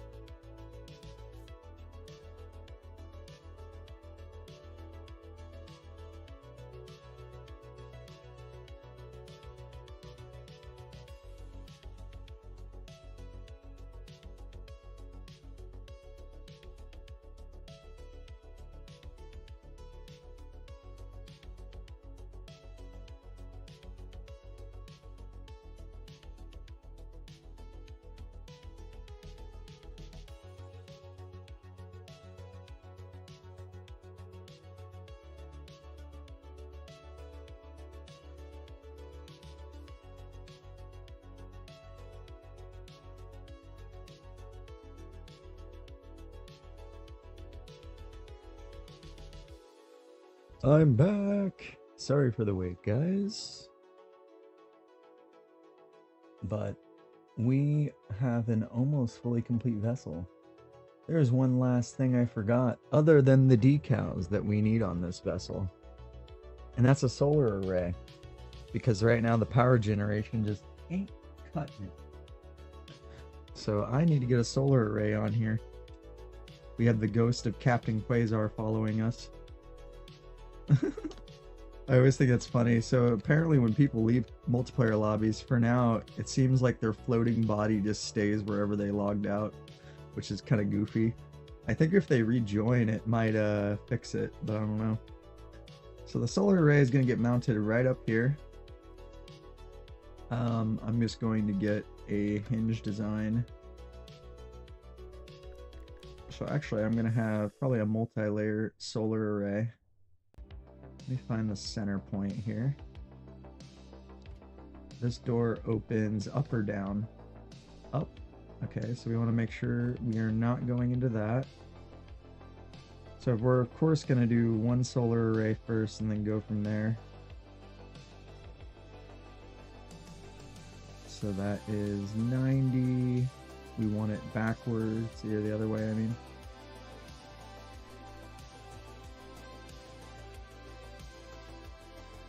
$90 this way. All right.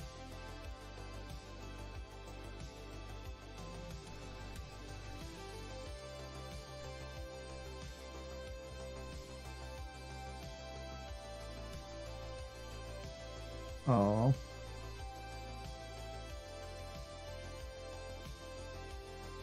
$85.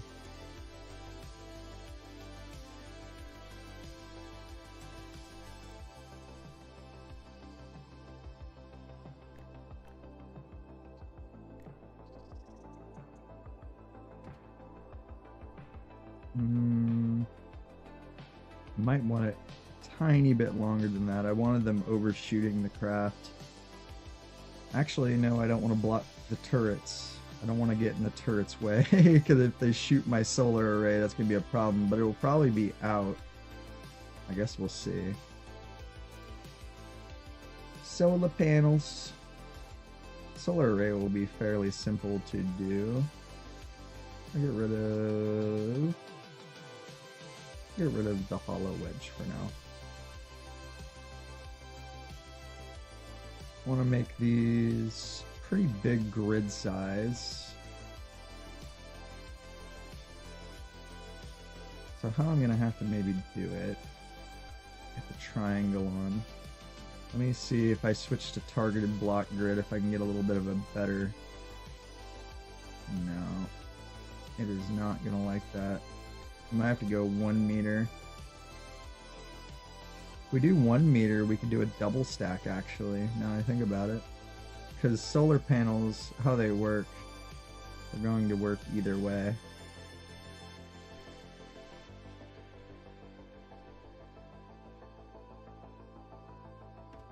So, like that.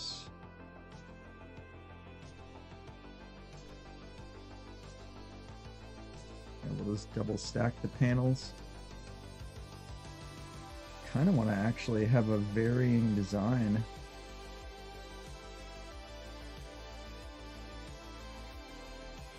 Let me see what this will look like if I do a double stacked different design. Let me get wedges on the ends here too, just to make it make more sense.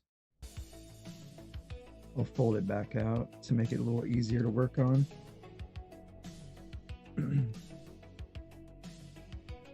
All right.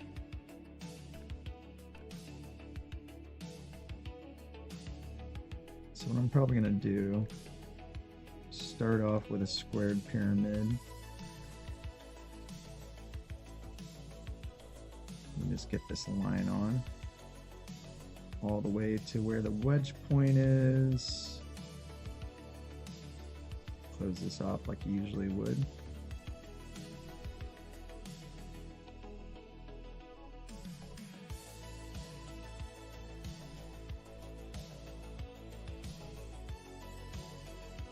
Oh. All right. There we go.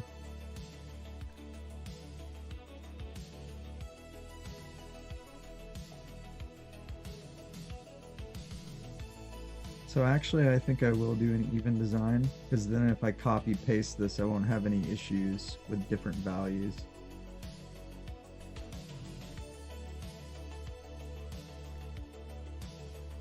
So we're just gonna have a double stack.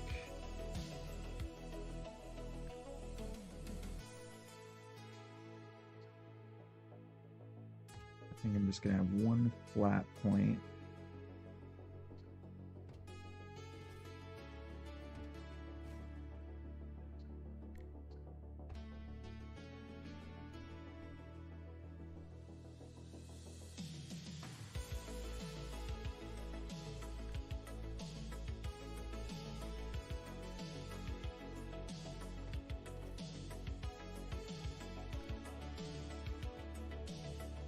Oh.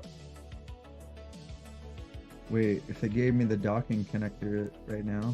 Oh, it means Captain Quasar came back, or some player came in here. I noticed when certain components get taken out by another player, it puts it in your hand for some reason. It only happens sometimes for certain components, but I always think it's funny when it happens. It always kind of lets you know there's someone else here. Since there's no notification, I need to maybe put a recommendation in for Sunnet to add like a notification when someone joins or leaves, so you actually know. There we go. Nice little solar wing. Kind of a basic design, but it does work.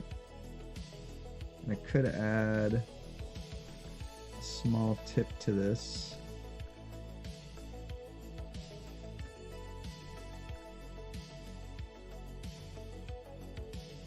You can actually double stack these. That would look weird though. Let's not do that. But having one sandwiched in here, on the other hand,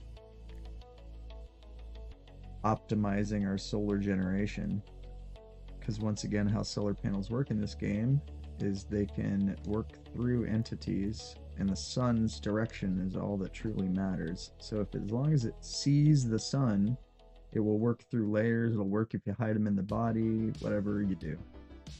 And in reality, I could probably actually squeeze that layer all the way through this middle. I don't think I can actually. No, it won't let me. I was gonna say, maybe I can squeeze it in. That'd be crazy if I could get that third layer pancaked in. All right. So put it back to 85. Nice.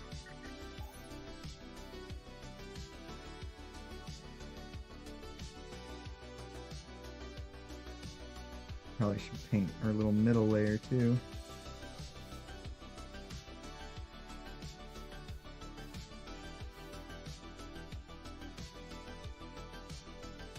All right. Now I just need to copy this and put it around a few times. Let's go ahead and copy it in an actuated mode. Kind of want to have this have a little bit of a sweep. So we're actually going to have it like 15.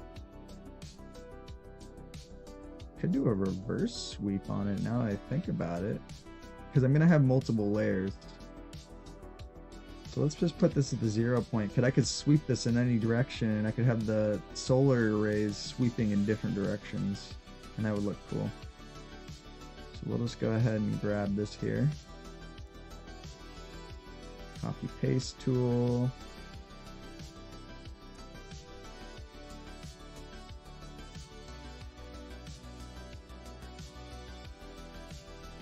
There we go.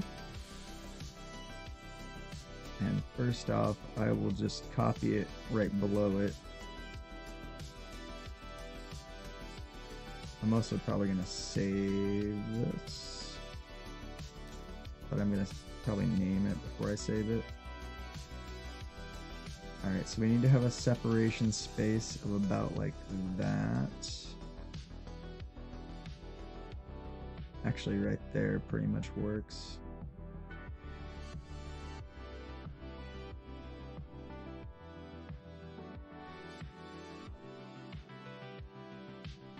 Is this lined up?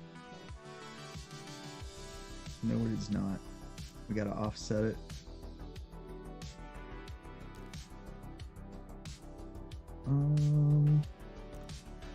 Not that direction.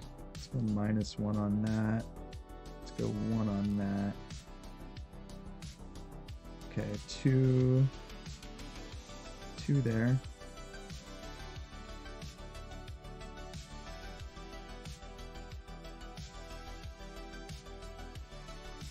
Okay, I can almost get it right into the exact spot now. So let's add -1.5. Can we actually do it? Oh, -15. No. Cannot do many intervals.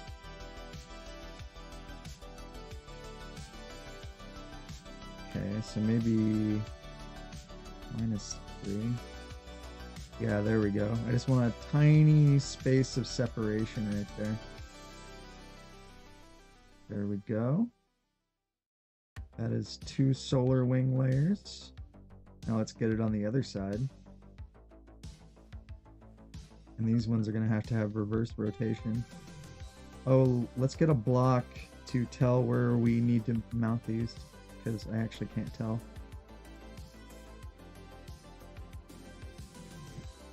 Just need a little block. Right there. Right there. Those are the bottom points. Okay. Oh, I didn't have mirroring on. Oops.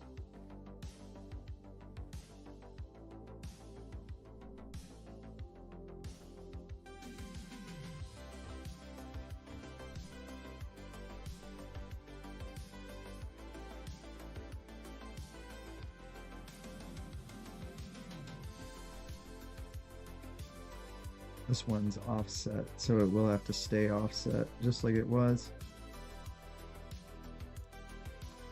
So the bottom one needs to be... Oh, we need to change its offset a little bit. Let's go -4. Oh wait, we need to go the opposite direction. Let's zero it back out. 0 ain't quite it. I think it's 1. Oh no, it would be -1. Okay, -1. And that is in the correct position other than that. Alright, so that is correct. Oh no, I had mirroring on though. Oh hell, so I just put it on the other side. It's going to be overlapping inside the other one. Uh-oh. Wait. Did it actually? I can't tell. I guess we're gonna find out the hard way.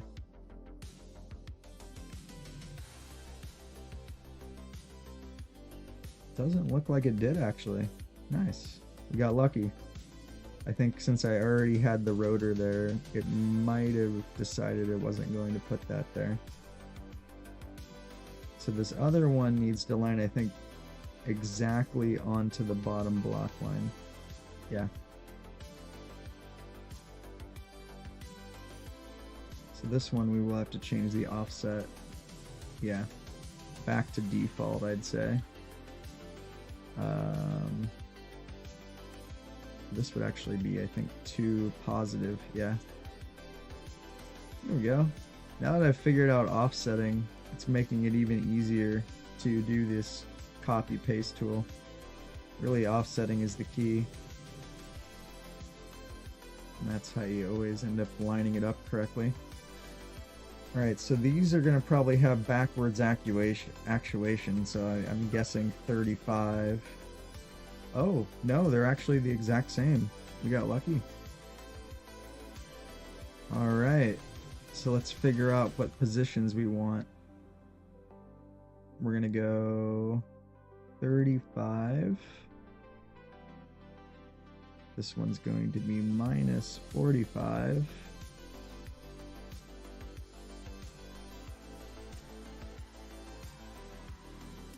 Let's try 25. No, 20.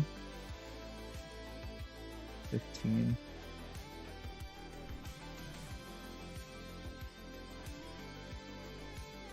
And then this one comes back a little bit. Minus 35.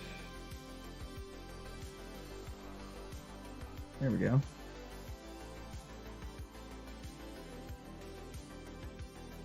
So the bottom one is minus 35.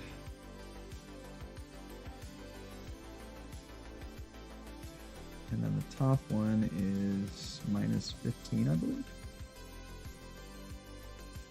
Oh, that isn't right. This one's on actual 15.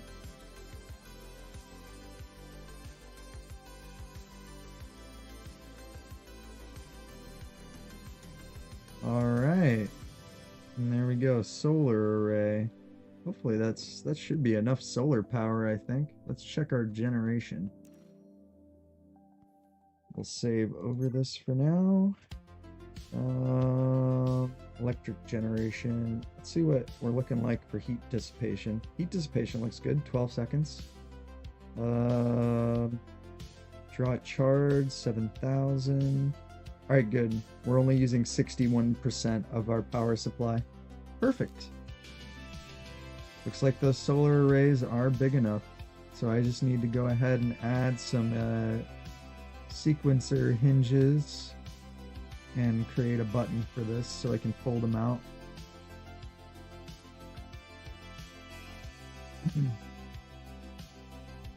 Alright, we're almost there. Oh yeah, I need to name all these too.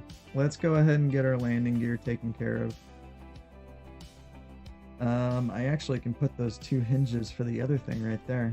So landing gear, I'm gonna make all the same color. I'm gonna probably go purple for the gear. This is all gear control. Except for this, I actually don't know what the switch is. That is... oh yeah, gear control from the cockpit. And this rotor needs to change color. You're also part of the gear. Alright, naming.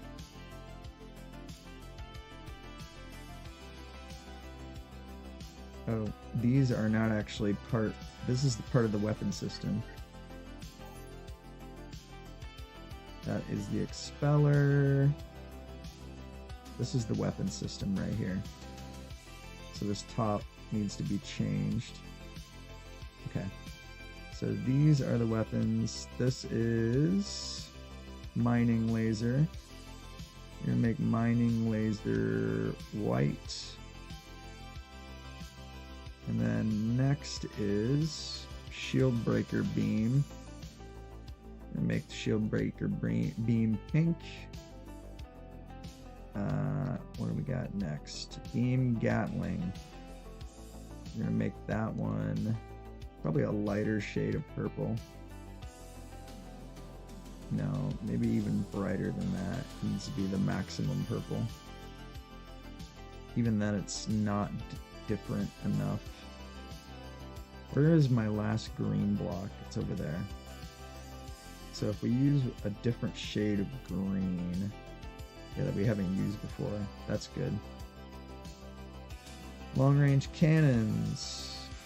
These will be our teal color. Alright. And then landing gear is all purple. Alright, I need to tag all these. Tag time!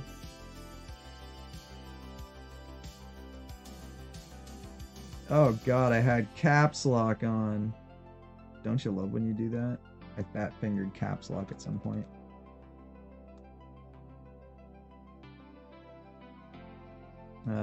This is the shield breaker.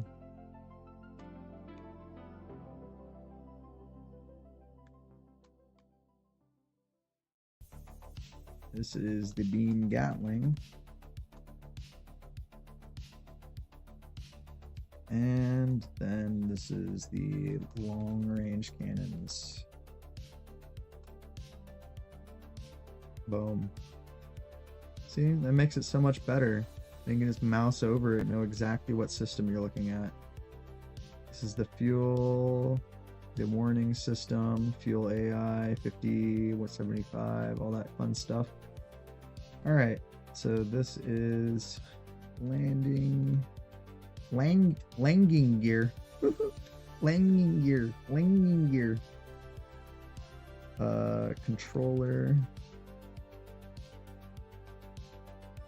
Oh, am I actually naming the right thing?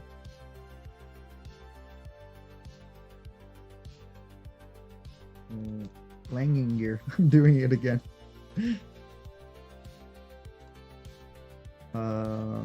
ABBA. Okay. And let's determine what is connected to what. You are connected to the bottom joint. So you are gear bottom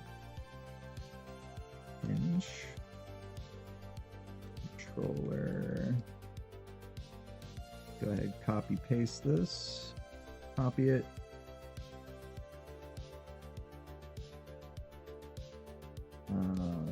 Hinge. I'll just say hinge for that one. And then this one is going to be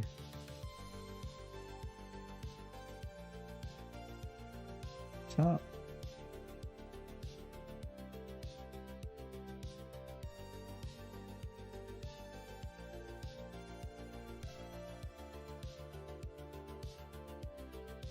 Okay, and this is the piston.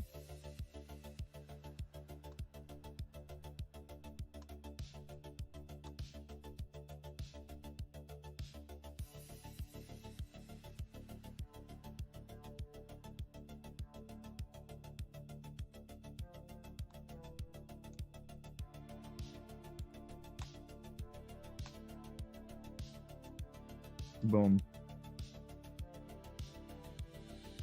And this is landing gear yoke control. Did I put tote control? Nice.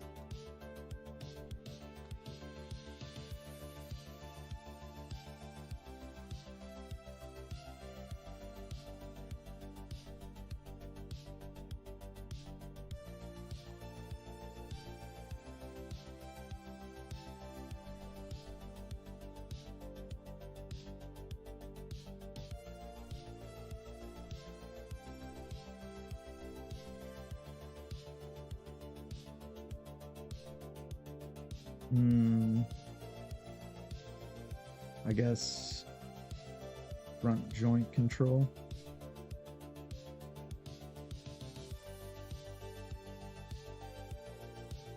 Or I can just call it front joint.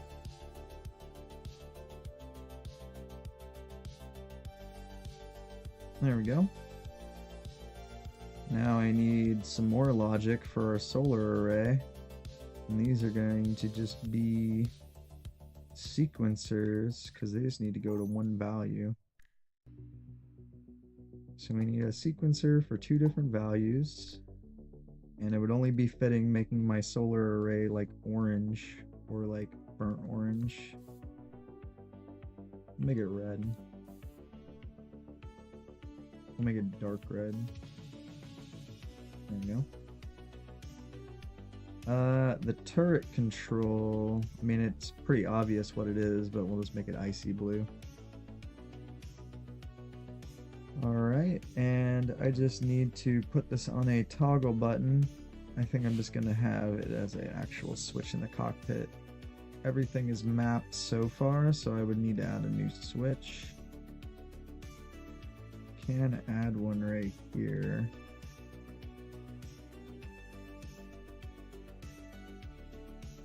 Would I be able to reach the switch if I put it all the way here on this end, on the end of the docking controller?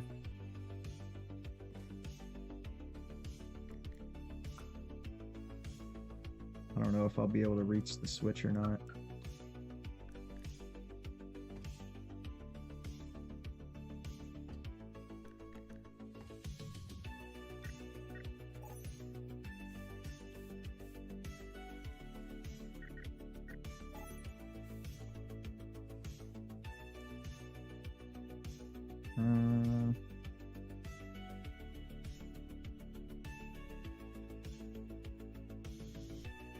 Solar array.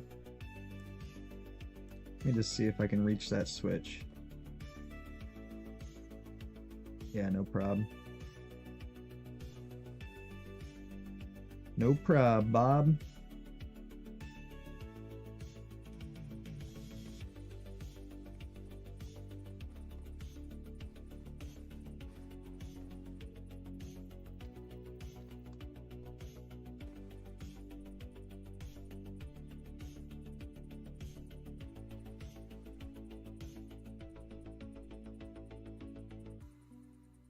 And you're gonna go to the bottom ones.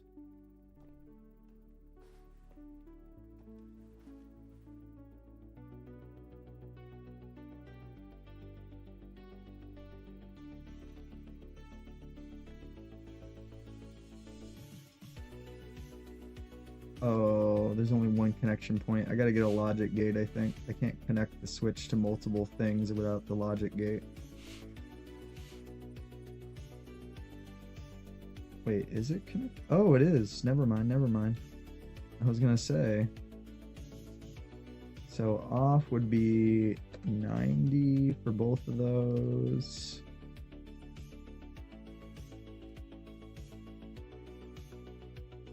Oh, is this one? I didn't connect this one yet.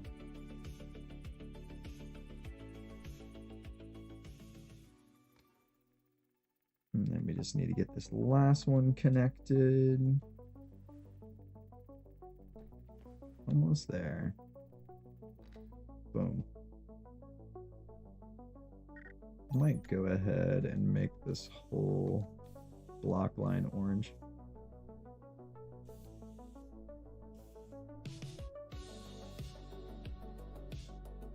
Then the entire solar array will just be that orange.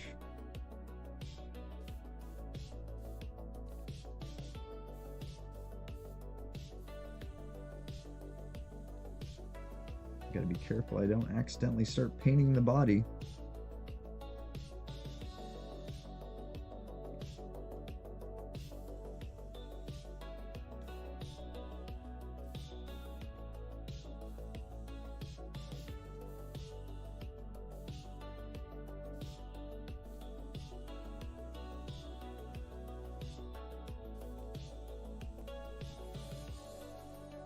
Okay. That's almost all of it. That is all of it. Good. So let's see, 15 and negative 35. So the first one is going to go over. First one is going to go 125. Second one is going to go under, and it's going to go down to 35. I believe that is our ticket.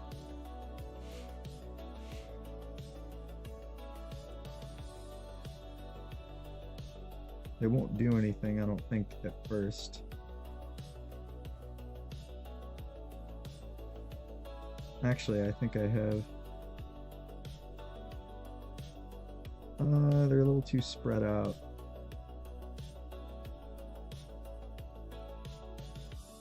So this needs to be 10 less.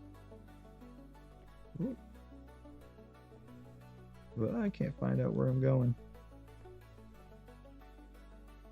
This one needs to be 115.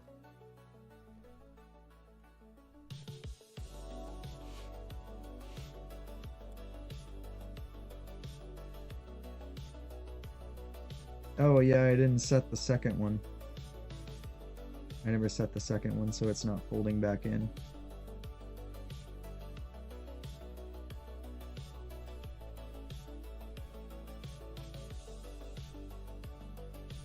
Give me a second. Fold them out. Fold them in. There. Oh, that isn't right.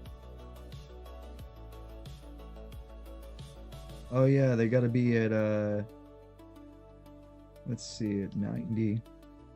So they need to be 0 when they're done. So their off state is actually 0 because we want 90. I did it backwards, not thinking about the sequencer. All right. Oh. All right, fold into position. Fold back. There we go. They work. Yes. All right, now let's adjust the speed of them. Gonna make them 24.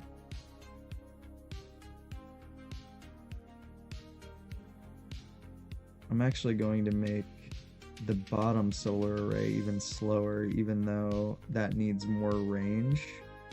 And we're gonna see what kind of effect we end up with. So we'll go 18 on this bottom one, and then 24 on the top.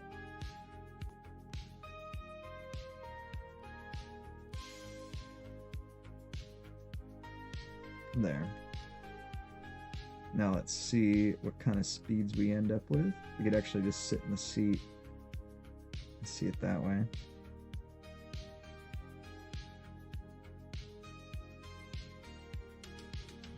Yeah, that's much better. I like the nice slow actuation. There we go, guys. This is a fully flyable ship now.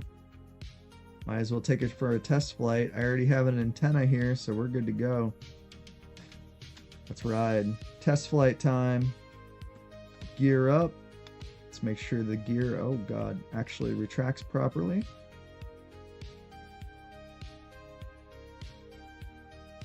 There she goes. Gear, don't break, don't break. Yes! We're in the money.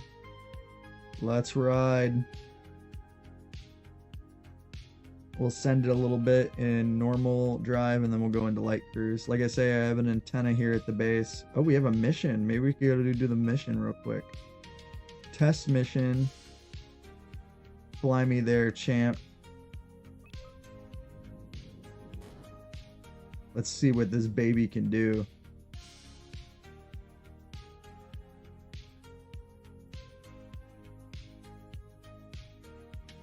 Hell yeah.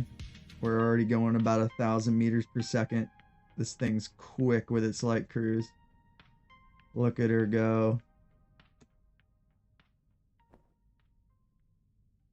Oh wait, I gotta turn on life support. Life support systems on.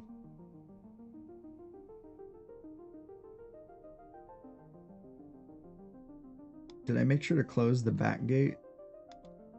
Back gate is closed. Oh my god, this is looking wicked in space. Look at the top thrusters.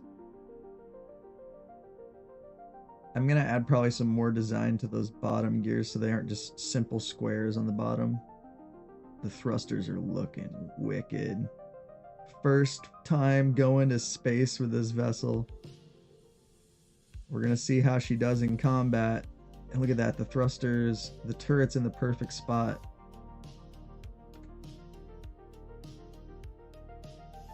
Alright, I think we're getting our line up. Energy generation seems good.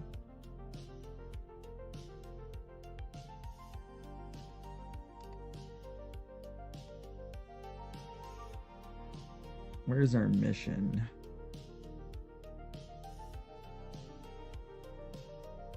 I actually can't tell where the mission is.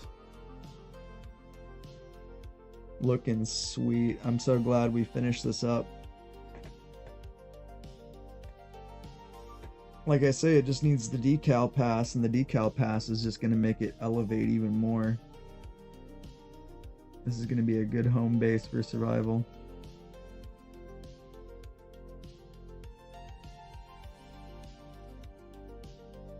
Alright, we're starting to make our way to it. The mission is really far away. It's 6,000 away.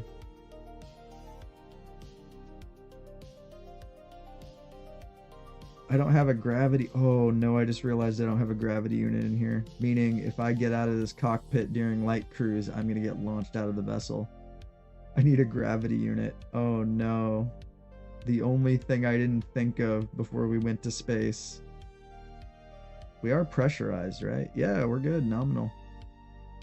Systems are nominal.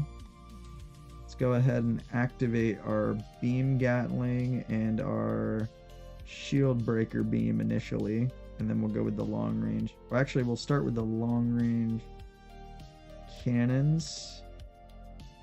We can actually have all three on. The long range cannons will also fire with the beam gatling, and that should be good. A good weapons test. I don't even know if there's going to be any combat here, but we'll see. If so, we're going to get our first combat test in live action. 3,600 kilometers away. What is our speed right now? 27. We're pretty sun locked right now. We're getting kind of star locked because we're fairly close to the sun. It looks like our mission is going to be over here by that moon way out in this far bit of the solar system.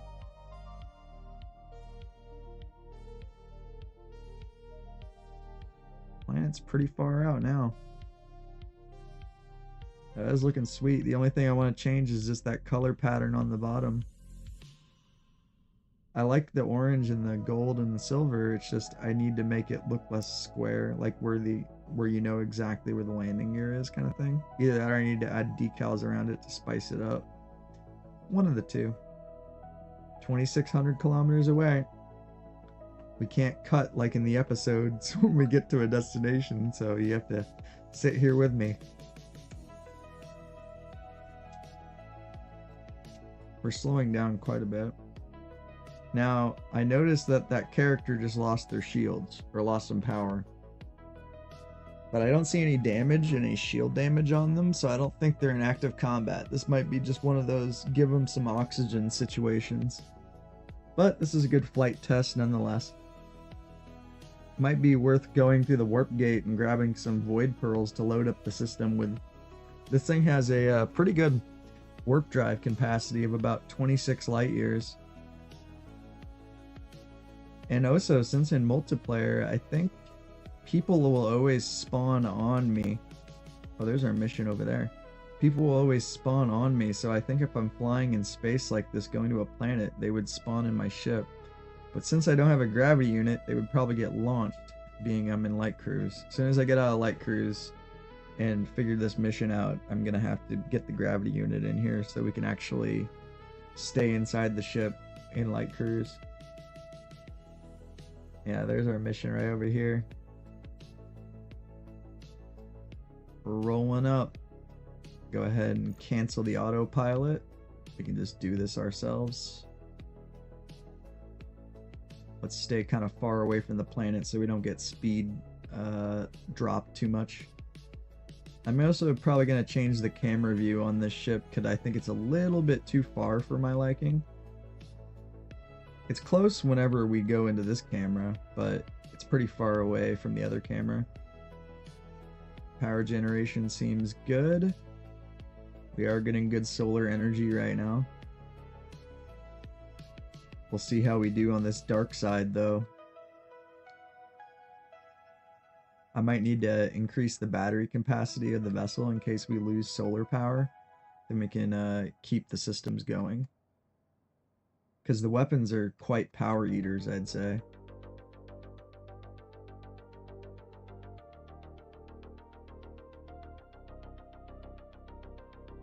We're losing quite a bit of speed right now, getting close to this gas giant. I might need to go ahead and bring it over a little bit more.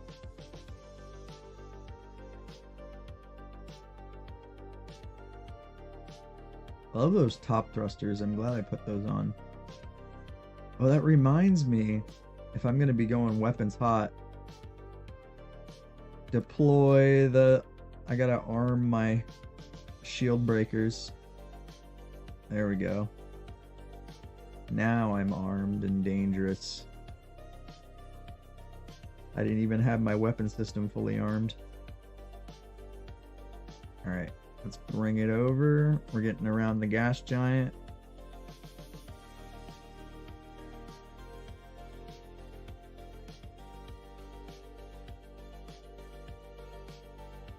For now, guys, probably don't join the multiplayer lobby just for the moment, because I need a gravity unit in the ship, and if you spawn on me, it's just going to launch you out of the ship into space. So it's going to be a really bad time if you try to join right this second. So probably just wait a moment until I get out of light cruise, and I'll get the gravity unit in here, and I should be good then. Showing I'm getting... oh, this is a different mission. Here, let's go to this mission. I was gonna say, this is a different mission than the other one that we were offered, so we actually have 2 live missions right now. But this one, he has some health gone, which tells me it could be a combat scenario, which is kind of more what I wanted. I want to know what this thing can do.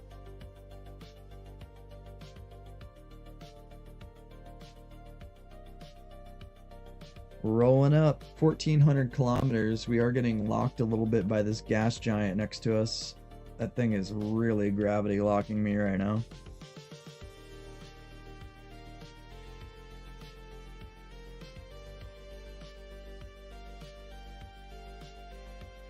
We're getting a little bit faster. We're only going 7 kilometers right now.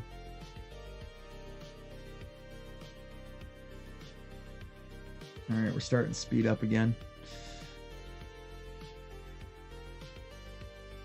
Slowly but surely, we should start getting our speed. We are losing a little bit of power, so let me re-angle my body. Yeah, we are angled weird, kind of oddly on the sun. We'll see.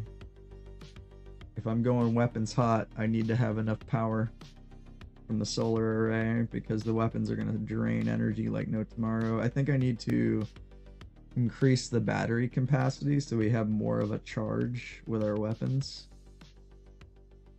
because heat is distributed good. Also, one thing to note about this vessel, there is no shield. I never put a shield on it because I don't have the shield materials yet in my survival playthrough, and I want to be able to build this before getting the void pearls and the shield materials and stuff.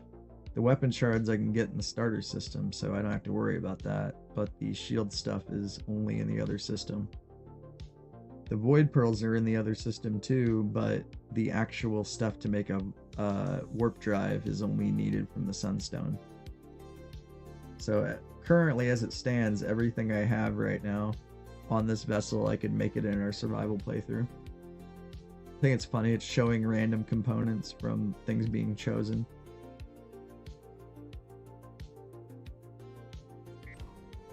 Alright.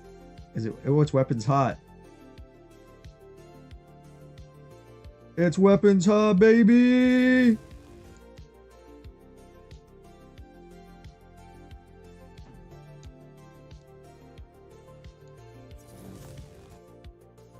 Cook 'em! Gotta remember, he has shields, I don't.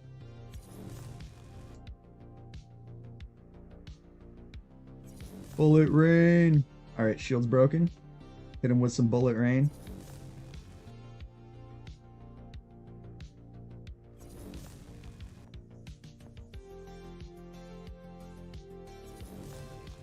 Alright, shield broken. His shield regenerates quick.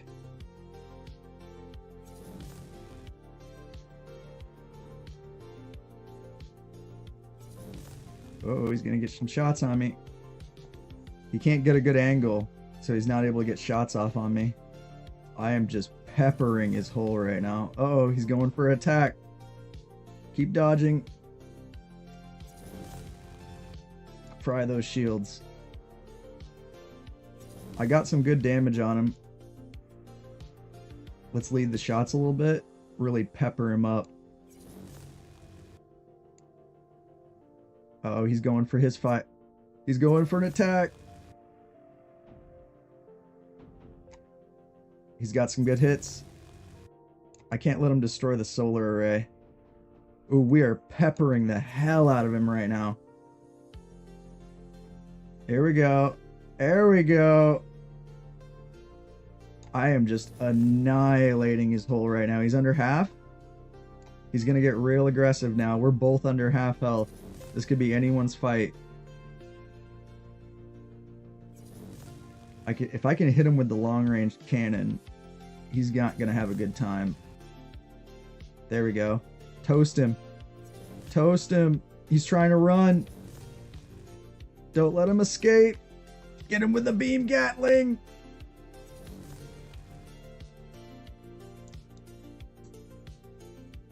All right, he's coming back for another pass.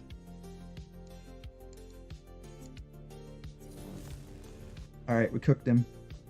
We've cooked him. Lead the shots. Oh, his health is toast. He's so low. He's so low. He's Han Solo. Come on. Oh, we just got a great hit with the long range. Oh, almost. Come on. One more long range shot on him. Boom. Right in the kisser. Pow. Right in the kisser. Oh, God. Oh, he's trying to fly past me. He's trying to run. He has no health. He's trying to run. He doesn't want no more smoke. He don't want no smoke. He's almost toast. Finish him. Yeah. Boom. Victory. And this is where the Wilhelm scream would have came in.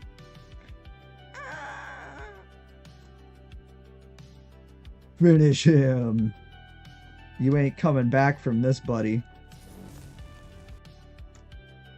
Destroy. I'm just gonna absolutely just pepper the hell out of this ship and see what's left. Be gone to the void.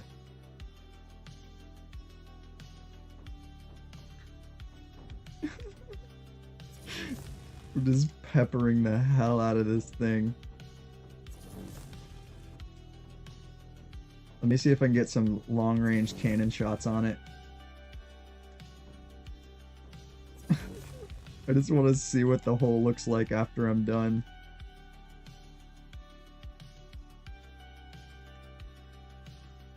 He didn't want no smoke at the end. He was trying to get away. He was running for his life. It was a bad time for that guy. Yeah, he's toast. Gone. Turned to ashes. Let me get a gravity unit in here real quick so people will actually survive if they join my sessions. We'll put the gravity unit on the special, actually the gravity unit should probably be in the main body of the ship, I'll be real.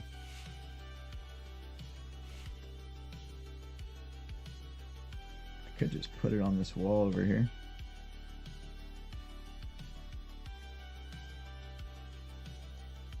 Ship-wide. Let's see if it works. Release. There we go. We got gravity, baby. Alright, we're looking good. Let's bring the elevator up. Oh, I can't interact through the fence. Oops. I need to get a button up here for the top of the elevator. Go ahead and wire that in here soon. We could actually turn off symmetry now, because for now I'm done with the ship. That was a great combat test. Oh yeah, we need to do repairs, guys. Let me get my repair beam out. We need to see how bad the damage is outside. We'll check it out. I'll replace my material. Alright, let's go see how bad it is. You should see the other guy, though. There ain't nothing left of him. Let's see if this stays pressurized. Will it work? Yes, we're staying nominal. Perfect. Alright, jetpack on. He's toast, bro. Alright, let's go ahead and repair up our damage. It looks like we took a lot of hits on the left side here. Ooh, we actually lost a cannon, didn't we? Oh, we actually took a lot of hits to the front. My god, we actually took way more hits to the front than I thought. We got pretty toasty. We were like about half health, so kind of makes sense. We were a little messed up, guys. It was pretty close to a bad time. Let me see, is the bottom good?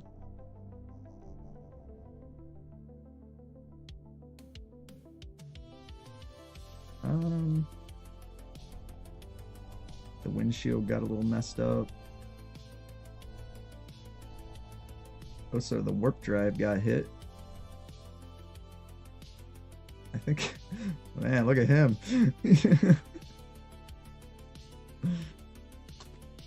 Let's go ahead and fix all this too. Man, it got a bunk bed. If someone was sleeping in the bed, they would have got toasted. We pretty much blasted all through the right side of the hole.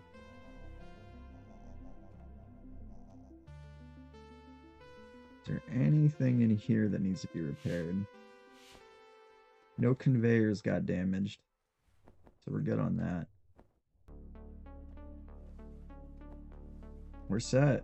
I think she's golden. Oh, we lost a seat. She's golden. Alright, all repaired up. That was good. Good first test. The other guy ain't looking so hot right now. You can get the repair beam. Oh my god. Hey, what up, Kaiju fan? Boy, oh boy. Toasted. He's absolutely smithereens. Boy, oh boy. His ship got just decimated. Ooh, this is a cool cargo hold. I need to do something like this with the little variating pipes. This looks really cool. I like that.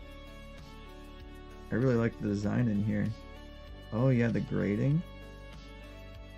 The aesthetics are very nice in here.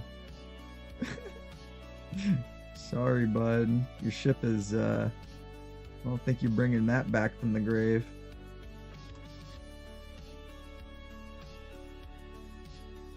Let's see how his engines are looking. Whoa, that's a good idea too, using the grading for engine vents. Ooh, good idea. There's like some glow tile, it looks like, behind those. Nice. This was a very cool ship at one point.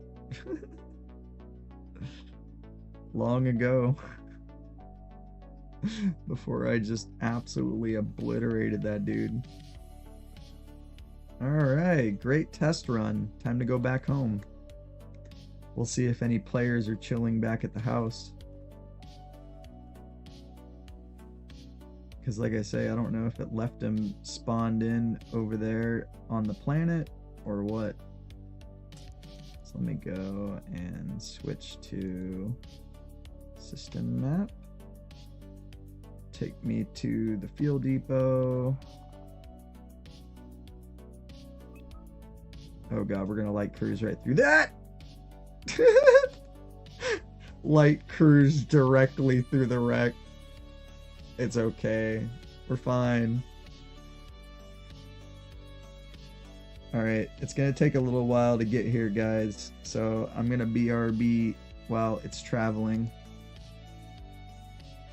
I'm probably gonna go ahead and go smoke. This is a great opportunity for me to do that since it will take a little bit. You guys can just enjoy the views. Oh my god, my cargo door is still open. Oops. It's fine, don't worry about it.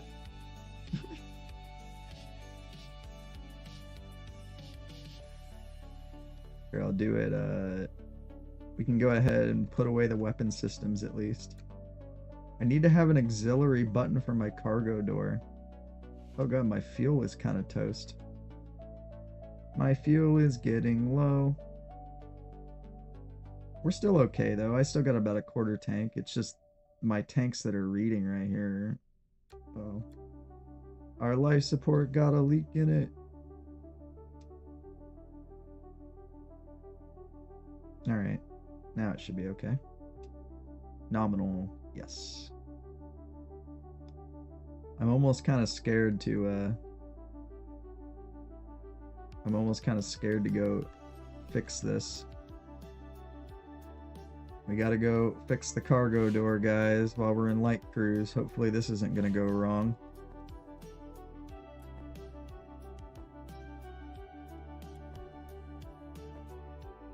Oh boy. Good thing I have that gravity door there. Oh yeah, we can go ahead and put away the server rack. Yay!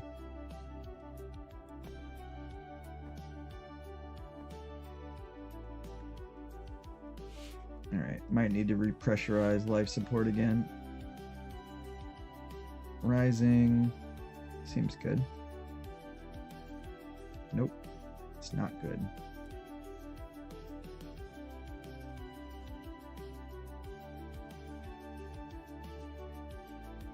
Why, you say there's a leak? There's no leak.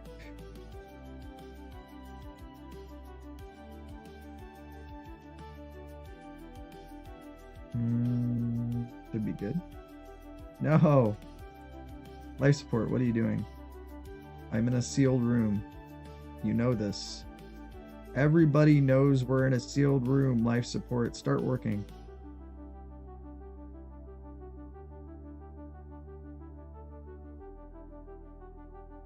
Disappointing! Alright, well, we're in creative, so I don't have to worry about it right now, but I gotta fix the leaky life support. I don't think it's actually my own problem. It's just the game being the game. Where it doesn't like... The life support is very picky about the shapes it likes, especially your windshield shapes. Alright. Back to enjoying the flight. I will be right back. I'm gonna go smoke while we're flying back to the home world.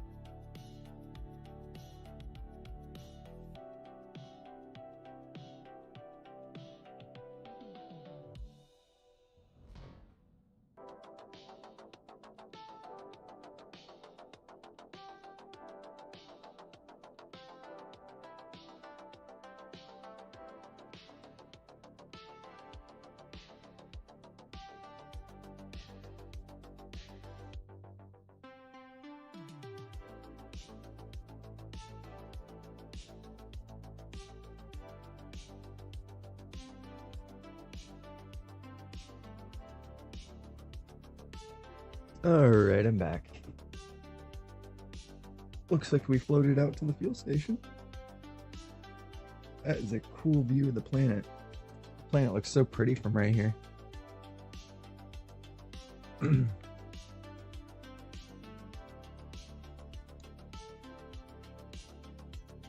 Boom. Alright, now let's actually go planet side. Because I was just using that as a jumping point.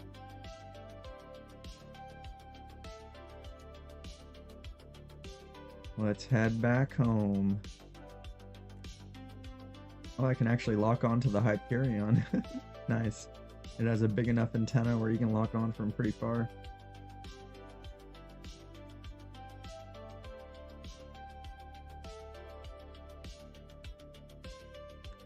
Let me see if anybody is still in the lobby. Oh, he is. Someone's still in the lobby. They're probably planet side.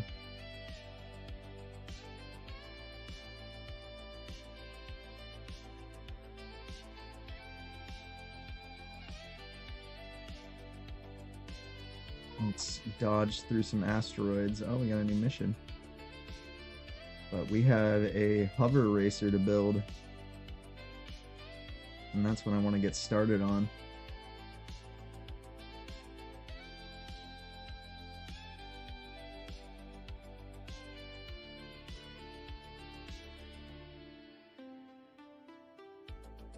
It's funny, I can see the items they're pulling out right now. Reactor. Hose. It's funny. Still a little bit of kinks to work out in multiplayer, but we're getting there. Can't imagine what it's going to be like with 32 people. If it has a full lobby, I really wonder how the game would act. We can go ahead and disarm all of our weapons.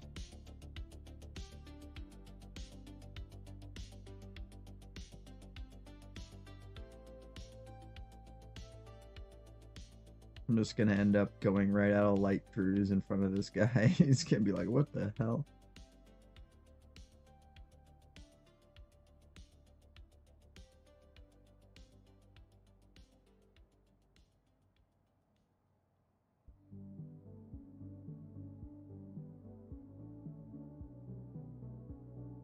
Almost there.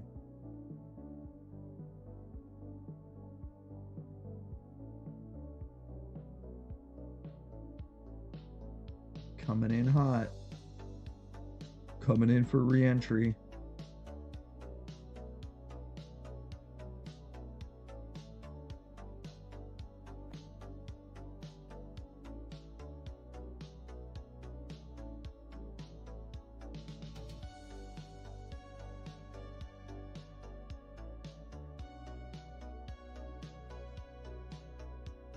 Alright, I'm gonna come down planet side, see who's been building down here. That was a good test though, great combat test, good flight test. The ship is running great.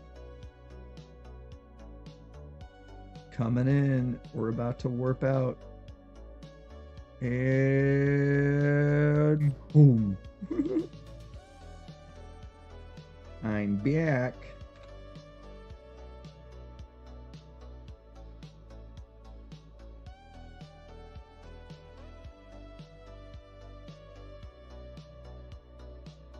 Land over here next to Hyperion.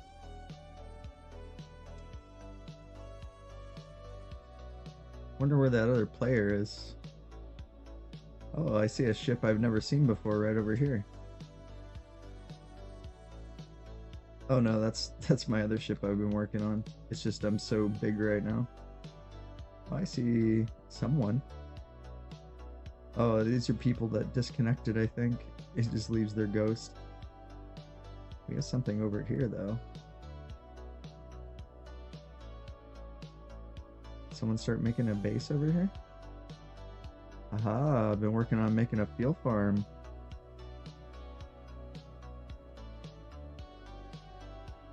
Fuel farm, eh? Go land over here by this.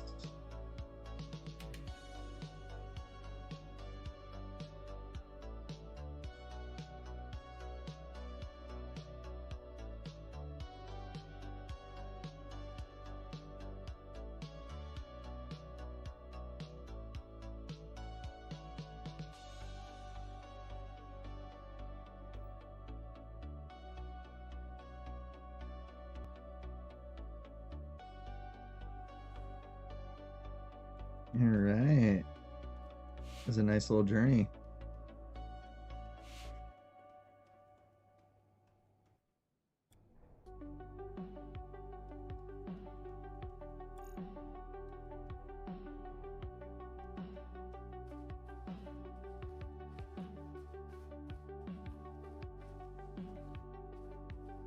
Let's see what we got going on over here. Working on a fueling station, looks like the beginning of one.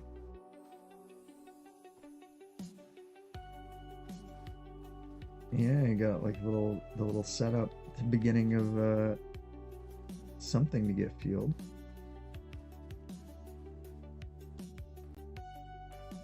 So yeah, there's definitely someone else in here. I don't see them. I don't know where they went. They're around here somewhere. Well, I'll probably just leave this ship right here. Might go ahead and delete some of the other ships just to free up some space in here. We'll go ahead and let me add a piece to this so we can go ahead and save up the most recent version.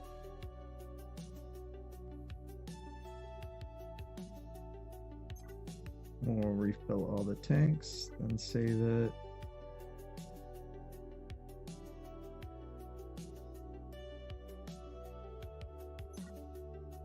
There. And that should be good. And we can still access this stuff. I might have to expand the ship batteries. I actually have enough room for another row on both sides. That would actually be perfect. Could go ahead, expand that now. That shouldn't be much of an issue. Oh wow, perfect amount of space. That's actually kind of crazy. It was like it was always meant for it.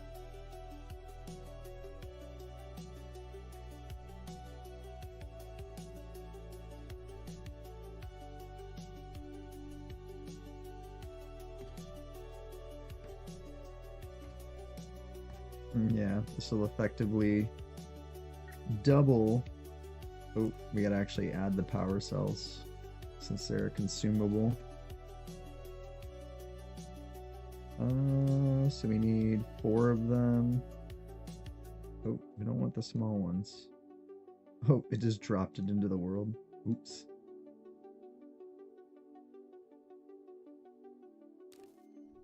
We'll end up needing to get 4 for the other side too, but we'll have some empty slots here after I place these ones in.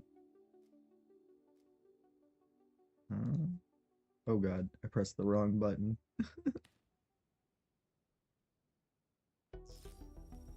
There we go. Perfect. This is the small power cell, I think, isn't it? Or is that a normal power cell? Yeah.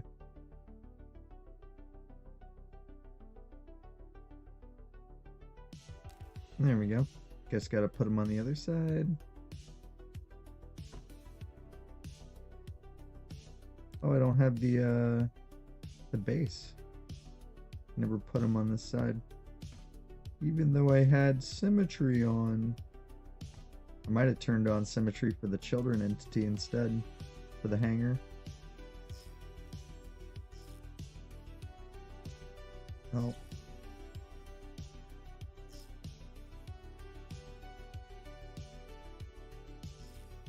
There we go. Oh yeah, we gotta recolor them too.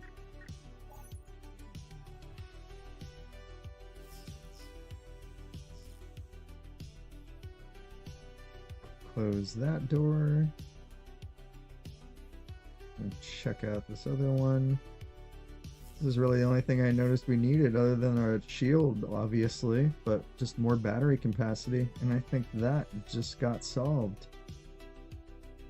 And of course I gotta do the decal pass, but I'm gonna do the decal pass likely off stream, because that's gonna take a while to probably put all the decals on this thing. That'll also be kind of a slow burn, me doing it.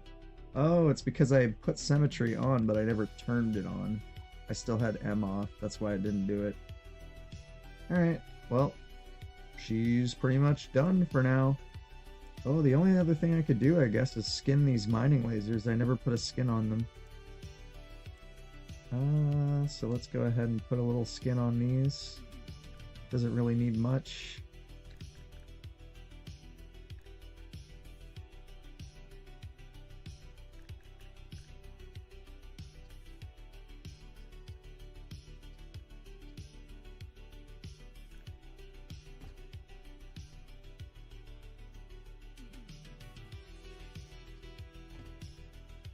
Oh, undershot. Gonna need my no clip back.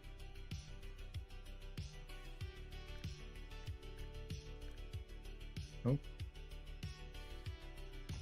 There we go.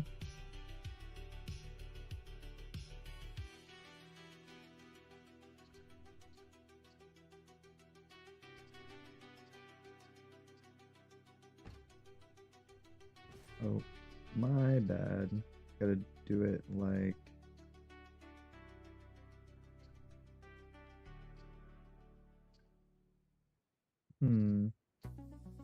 Either way, it won't line up. I guess we'll just have to accept that.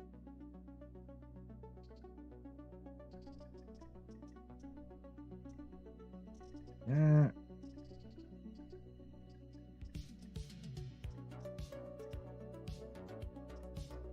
So we need to do something like that, and then this needs to end off.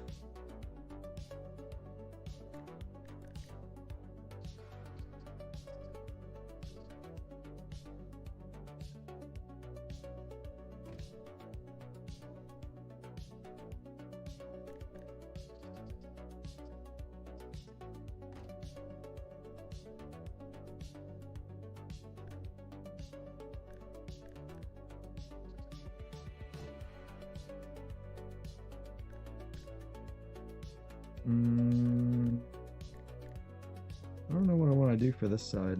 This side, I think we're just going to add some paneling. I just need to find some.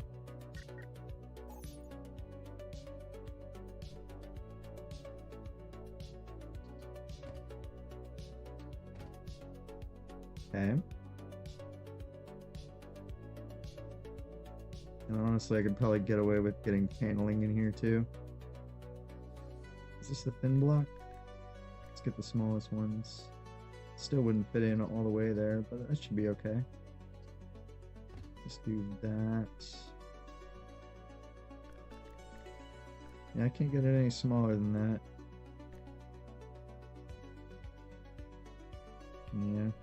Yeah, I'm okay with just that.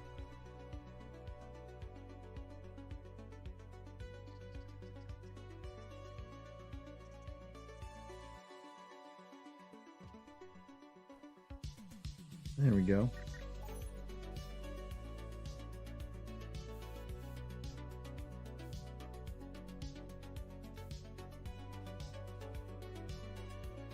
Yeah, this won't be able to cover that one side. There, now the mining laser is disguised in. Looks much better. Go ahead and save that up. Make sure to save that on the backup too. Alright, now I can say we're done with this thing for now. I'm not going to work on the decals or anything right now like that. Let's just take the symmetry off of it. It's time to make a hover racer. It's going to be a new project. This is going to be all about weight, getting it as small and compact as possible. This is going to be very engineered. A lot of weight balancing is going to have to go into this, because this is going to go very fast. And I ain't joking when I say very fast. So the very first thing I want is actually probably a thruster unit. I think, where's my thruster unit? There it is. It all starts with a thruster. Let's actually get our symmetry going first. Make sure I'm building in the right direction. Yeah, blue. So I would have already started building it sideways. Alright. It all starts with this thruster. Is all going to begin from here. We're going to get the spaceship computer and constantly do status checks too on the system. So spaceship computer. And how I'm gonna do it with the spaceship computer is I'm actually going to separate it off the body. For now anyway. So that's just gonna come down here. Gonna go way over here. And I'm gonna literally just have the spaceship computer sitting on this. And then we can just delete the body piece that it's connected to. Boom. And we'll just live there for now, giving us our status of the ship. Alright, let us begin. This is going to be a fun build, guys, because this is going to be probably one of the craziest looking things I've ever made in this game. We actually don't want to use 1/4 meter for this initial engine block. I want not 2 meter, 1 meter block. Oh god. Go. 4, 5, 6, 7. I'm gonna go 6 long there. Actually, no, not 6. Let's go 4.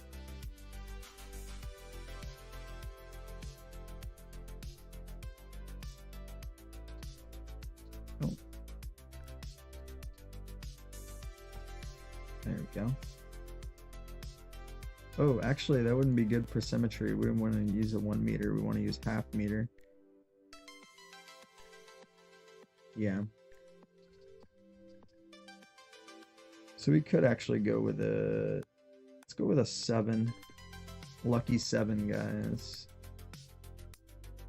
Alright. So that is the very first piece of this vessel, and this should already give us some kind of reading. It is showing as an agility reading, because we haven't really figured things out. 610. Holy moly. And then we will have to, of course, do weight checks or balance checks all the time. Of course, things are balanced out between that Starship computer and that right now, but as I add more blocks, it's going to change. And then we'll put the Starship computer, of course, on the body as I go. So next thing I want, we're going to get real creative with this. It's going to be all about weight management the entire time building this thing. So give me a tank. I want the see-through tank. I'm going to replace the tag tool. And I'm actually going to possibly put an arm between this. 1. I have a 2 arm there. I'm going to mount this tank. Why are you... Okay. I'm gonna say, why is it not on the correct axis? Let's go...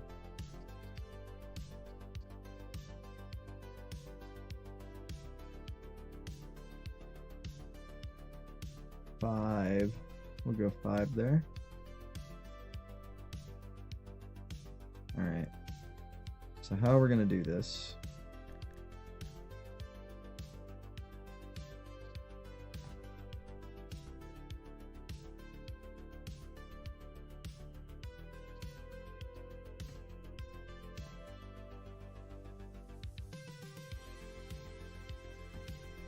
Alright. Got our base points. Give me some hinges. Actually, probably rotators. That would make more sense for this situation.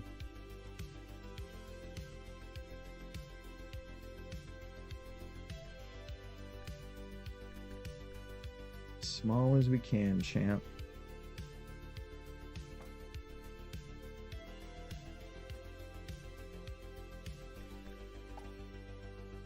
There we go. Get some triangles on the backs of these. Actually, let's go dual inverse.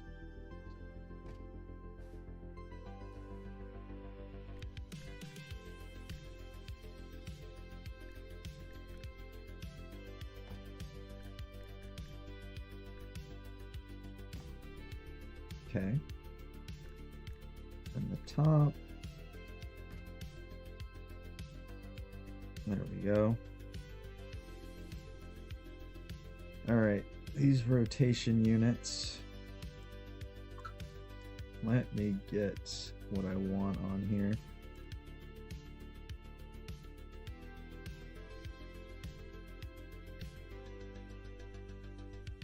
If I can mount it properly. Let me see. Mount from there. I want to do these all four separately. Okay.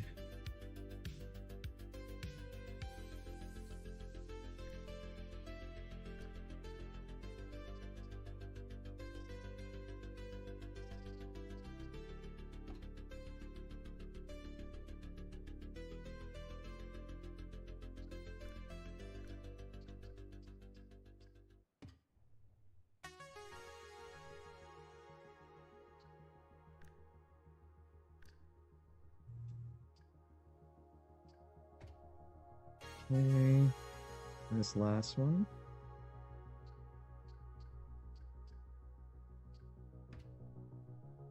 Oh, no. Need to be good old 5. There we go.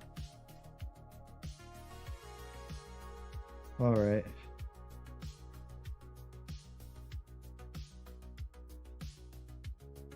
So how I'm gonna do this, I'm gonna get some arches. I think I need arches, I don't have them. Oh no.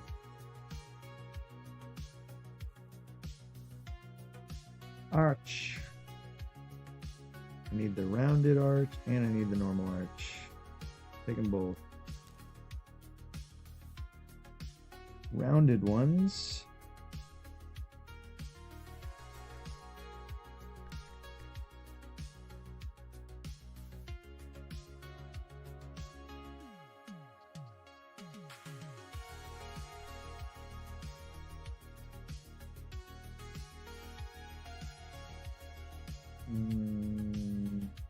I think that's where I want it. Okay. There's going to be a lot of measuring going on, and I know you have probably no idea what I'm doing right now. But you just got to bear with me. You'll see what will happen.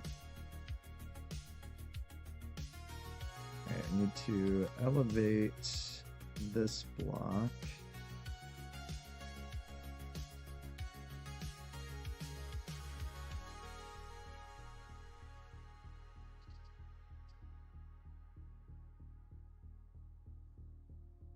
So this one actually, what I want to be doing. All right, so let's actually get some rotational values going real quick.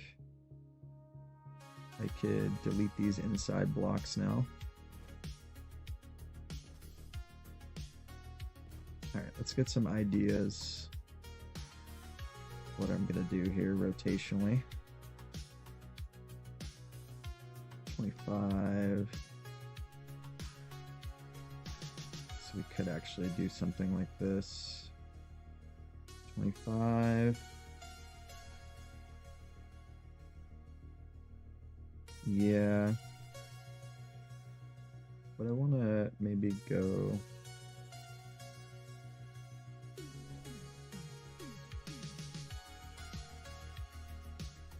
So, what I was thinking... Might want to get dual rotors next to each other here for these side fins. You're probably starting to understand what I'm doing now. Using these robotics, if I just have them in permanent positions, you can get crazy angles. A lot of people do this kind of stuff, but it works very well. So we're going to change the bottom and the top to be a double rotor next to each other. Which probably we should just do that. And then mount the rotor on the side. because we can do good old Alt R and then side mount it. And I need to have it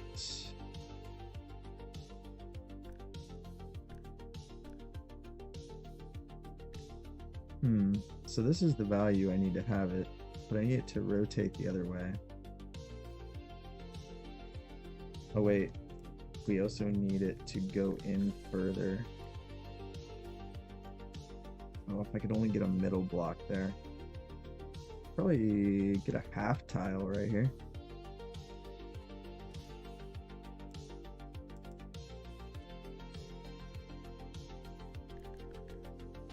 Get a half tile right there.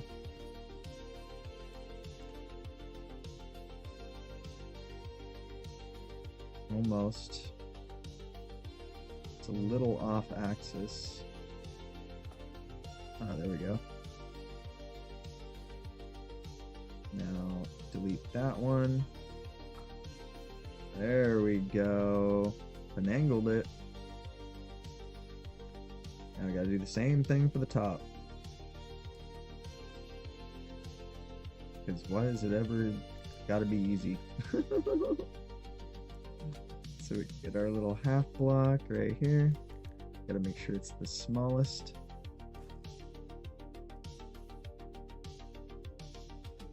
Make sure we're mounting to the half block.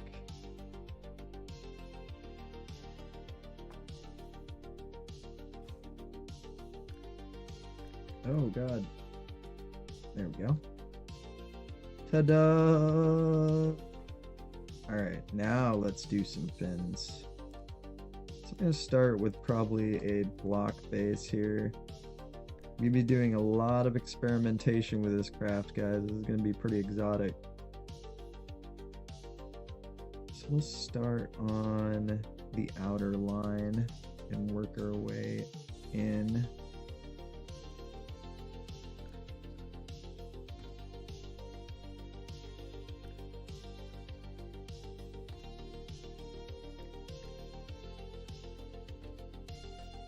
Okay.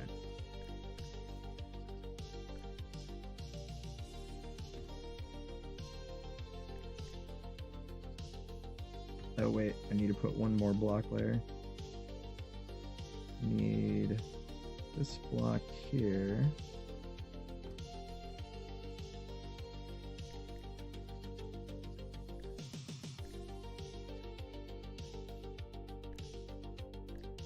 No, let's keep it with this. Twos. Might be worth just copying the rotors from the top to the bottom, but I think I want to do a different design for the bottom. Alright, let me see if it'll allow me to angle in the side rotors as is.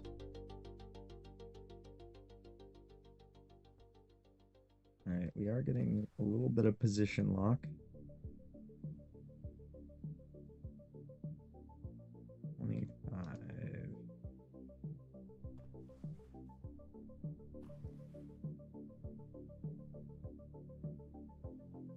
Negative 25. Ooh.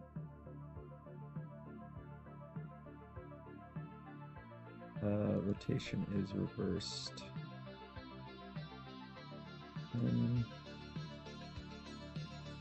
Minus.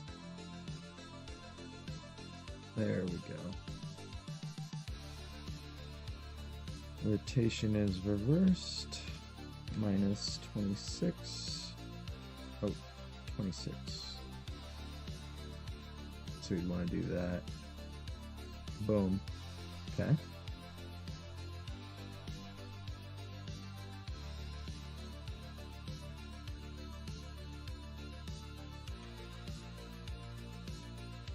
Let me see if I can do this. Sometimes rotation is reversed can actually fix things.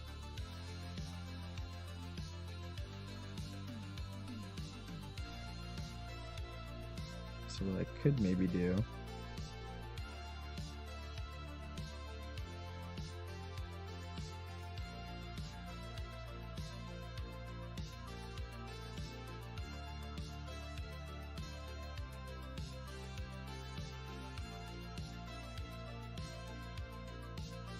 permanently jammed it in. Possibly. Looks like I might have.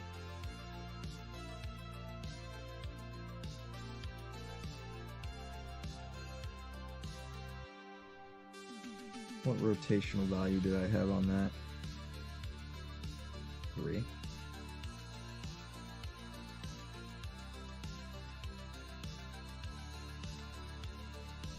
That is actually about equal.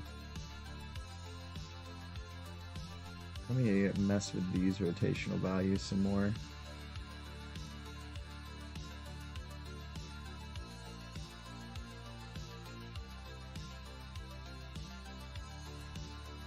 Okay. More.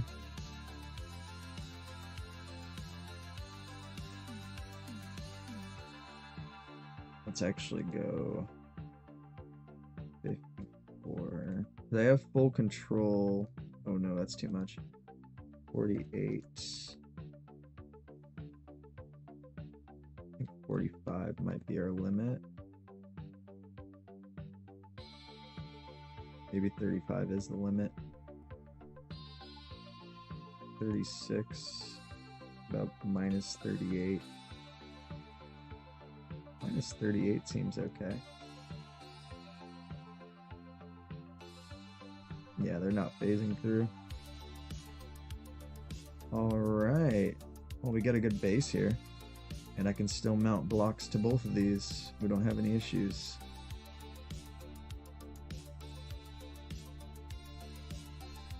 Alright. I don't think I can pull these rotors out at all.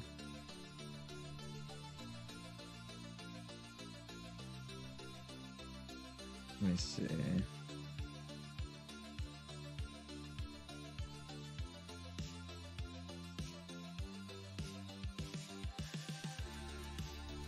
So this one's still jamming.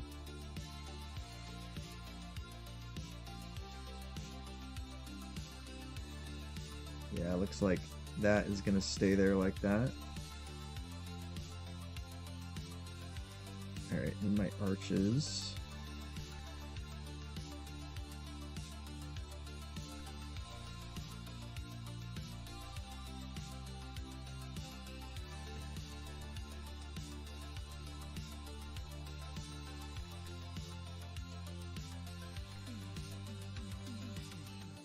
I think it was 2.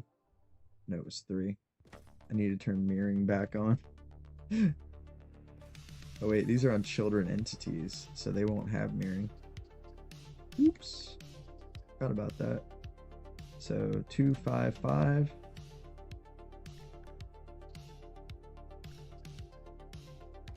Two, 5, 5. There we go.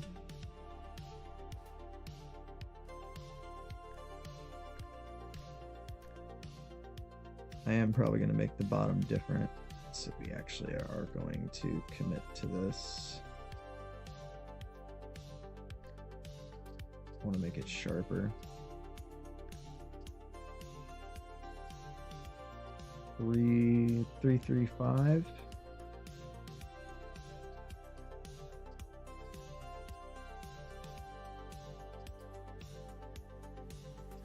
Hmm. 3, 3, 5. Alright, and then I have my 2 bottom rotors for mounting on those. Alright, let me get this how I want it.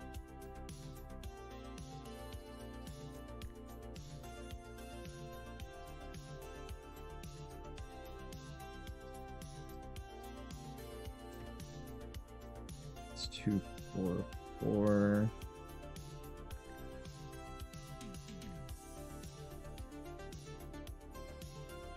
Wait, is it 2, 4, 4 or is it 2, 4, 5? I think it's actually 2, 4, 5.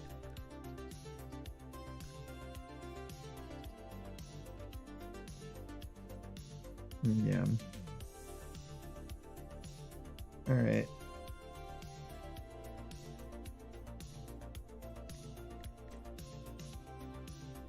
Right here.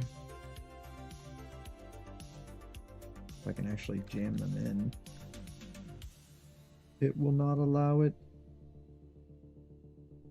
It's likely getting blocked. Oh wait, hey, I found the spot. Found the sweet spot.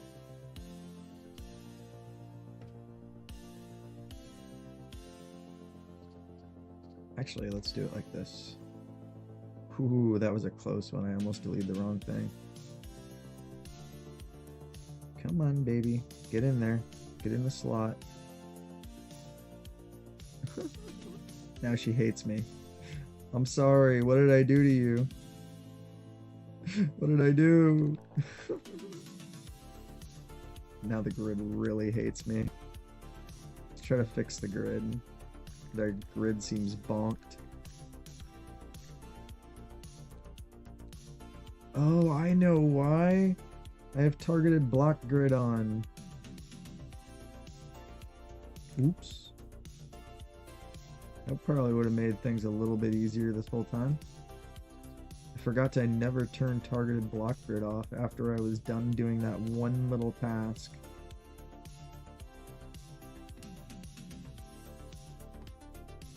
Tank. Now I need a pipe. Pipe.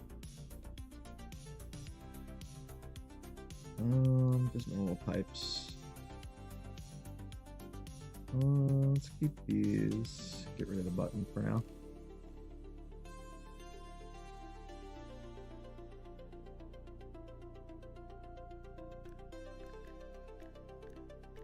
Alright, yeah, see, this is where all this stuff's gonna come into play, because we get cool sideways angles now. And the pipes are one of those things that can go through the body of other blocks, or they usually can. They're being hateful right now. Interesting. Well, I was gonna say I have the solution, it's just use a hose.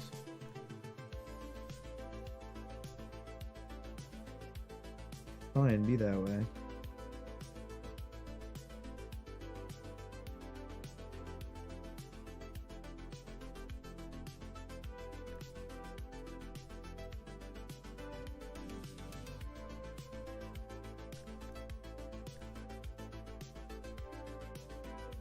Let's see, did I mount it to the bottom or the top block?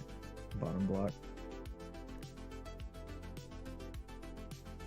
Made a little bit of a heart shape here, isn't it beautiful? It's a heart. Or like a hand making a heart, more like it, but still.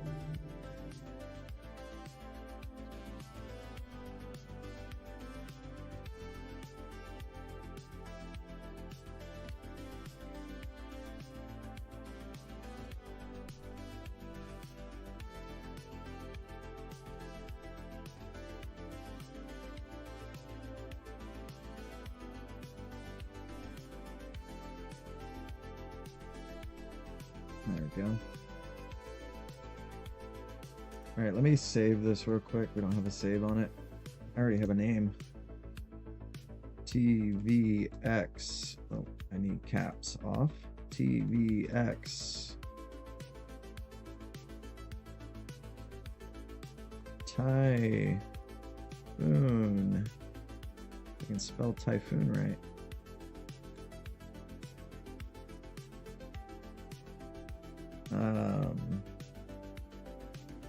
I think I was just going to call this Typhoon 1 because this is the very first version of the Typhoon.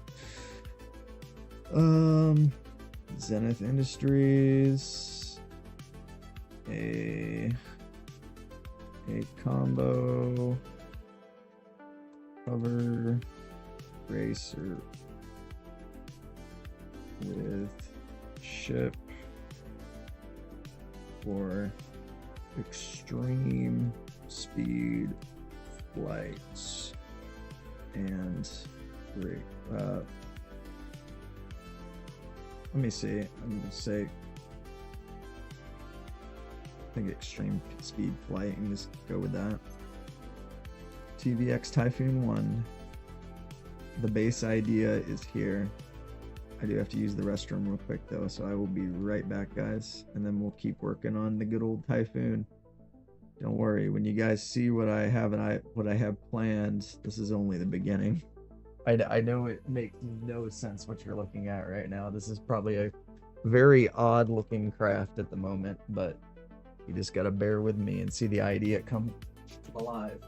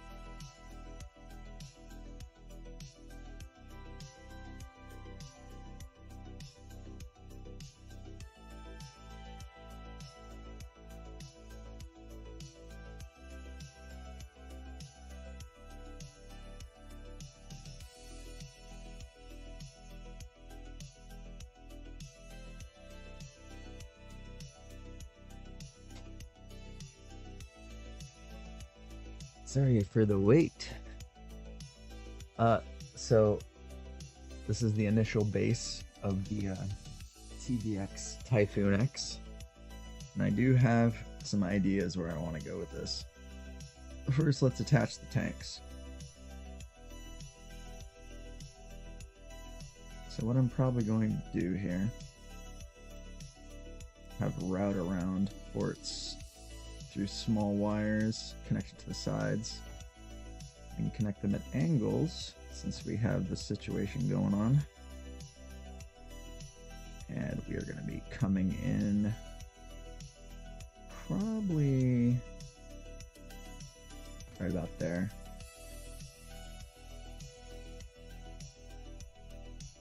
Get these fuel lines attached.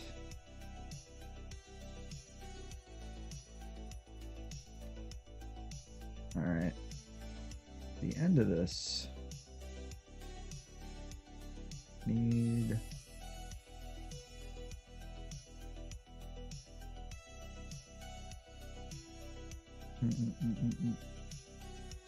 We will move around some stuff. I don't need the other spaceship computer for now.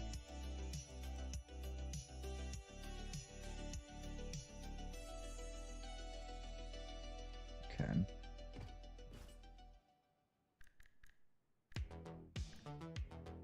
So what I should probably do... Oh, I have an idea. First, let's get an inverse.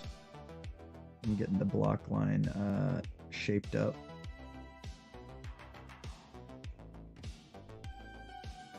Actually, we can mount it right here.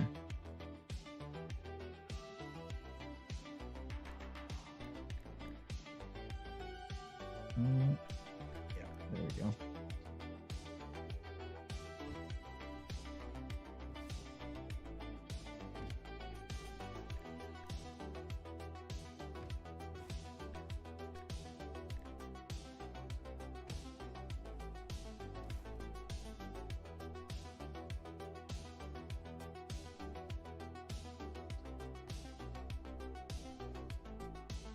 I'm actually going to, yeah, we'll close those off.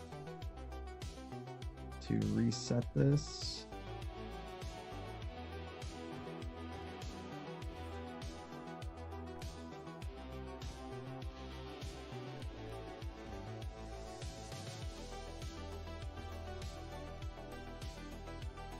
all right, I need to get, probably turn down the light first.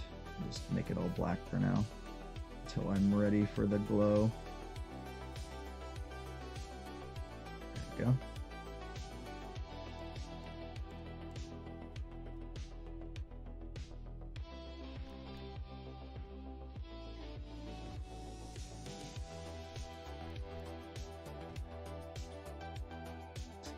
All right. What I'm gonna do,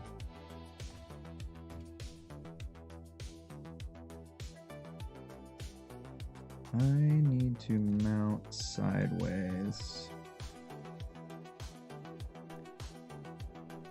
Oh, yeah, that's the way to mount sideways, just like that. If I can get one block in, we can do all the others.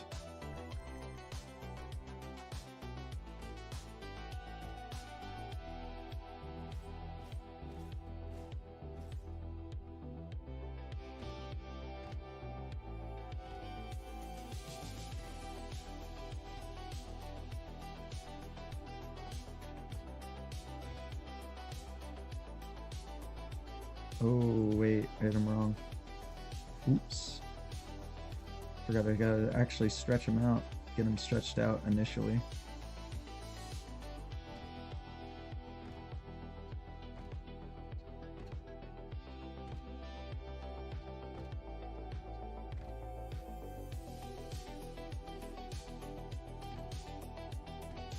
All right, that should work well. One last layer. All right, cool. Now you delete every other layer.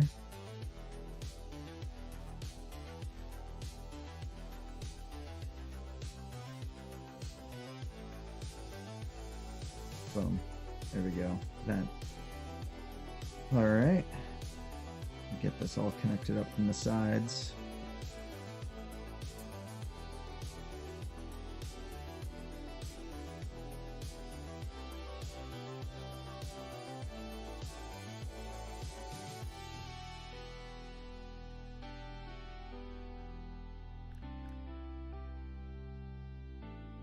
This one's gonna be fun. Aha, I need to get rid of this bottom vent.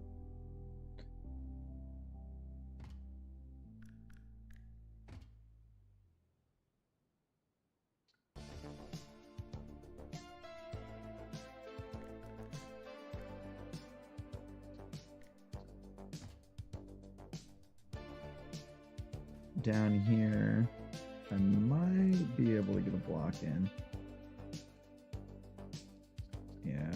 can seal this off. Oh, I can't seal it off because of the pyramids. Or maybe the glow tile? It might be the glow tile right there. Yeah.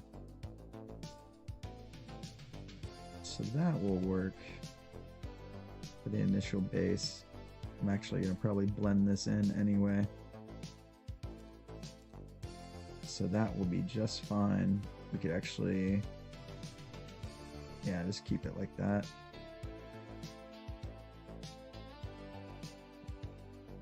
So let's get a wedge here on the bottom.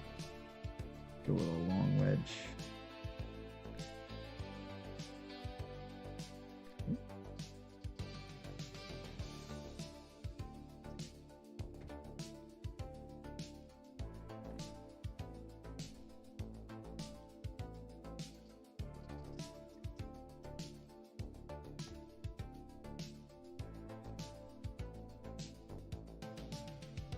What I may end up doing...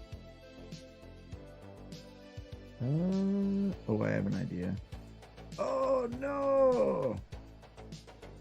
Sometimes you just love when you accidentally delete that stuff.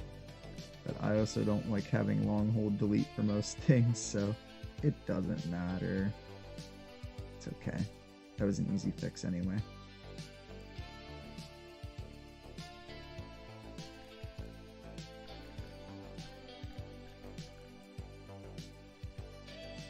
Let's go for a 2 for right here. Right to about there.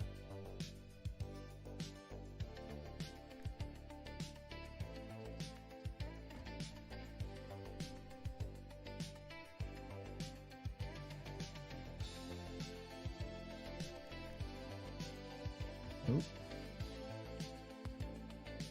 So it's 2 by 6.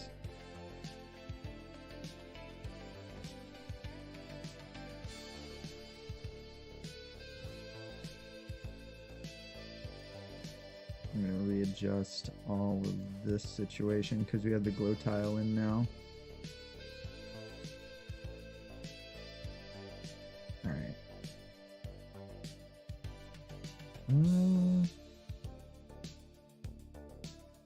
So let's get a little block in here. And then we'll go inverse that. Give that edge, purposeful edge.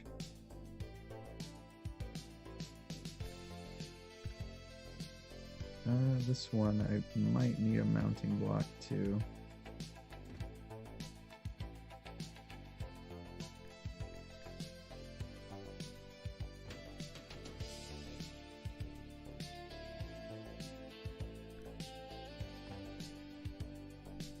Okay.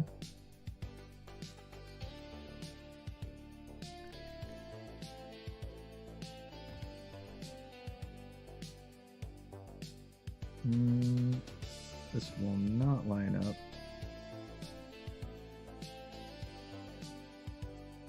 I do have a little bit of an idea here though.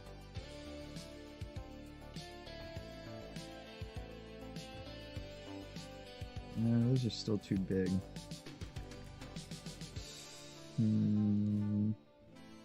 So what I think on the top,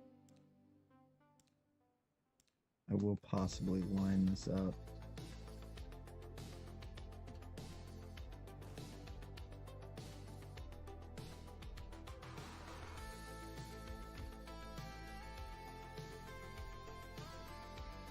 You know what? I actually kind of like that angle that it creates.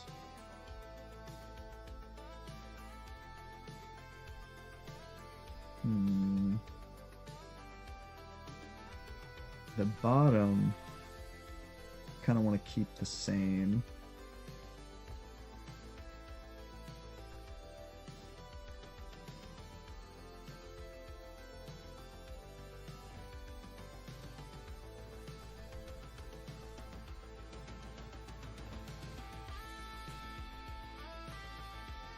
Okay.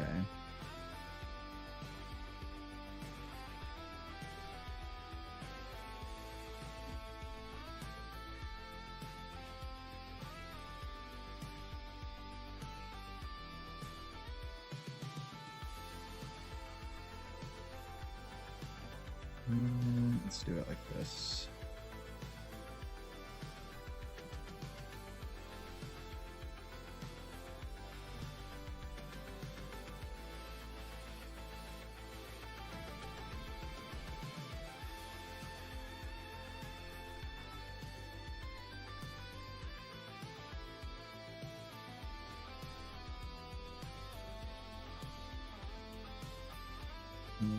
Okay. Gonna connect this bottom edge. That's gonna be really the only connecting point here.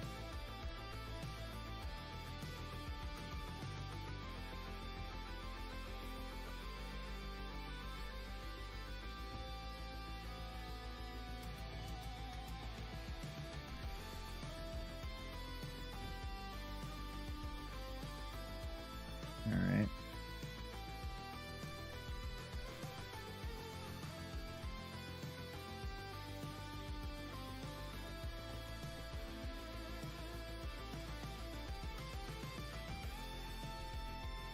Okay, there's that. Get a couple hover pods positioned up here. Hover pod. Oh, we actually have two colors on our board right now. Alright. So I'm probably gonna do... I think I really want to do it.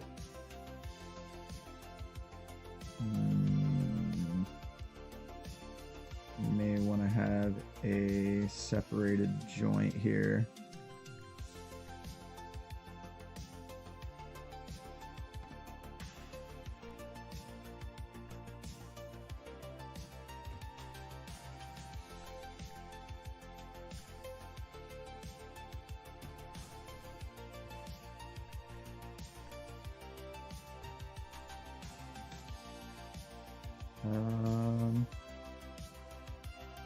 Wait, so I could...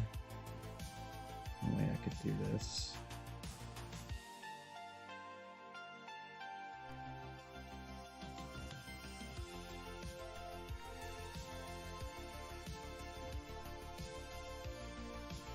Okay.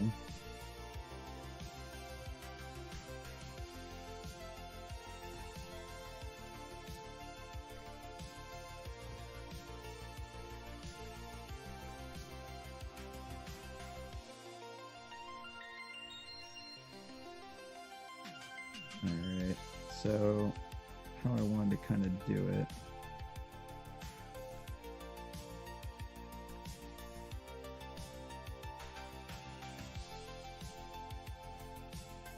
I could actually fill this in.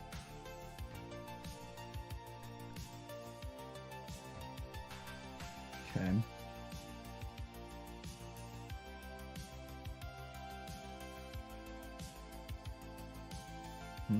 I need my hover pod mounted from the side. Oh yeah, I need the last piece. Of course.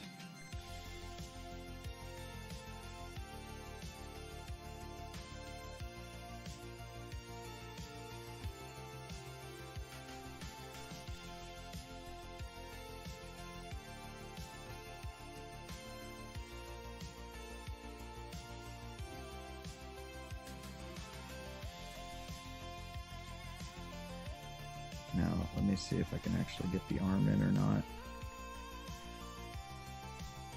I think what I'd want to do on this side, when we do a single inverse, actually, probably want to bring that back in. Just have the diamond there.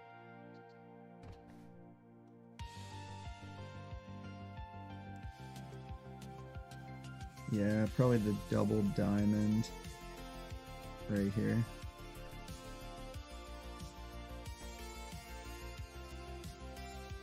And then, oh, get that. Now I should be able to get the hover pods on.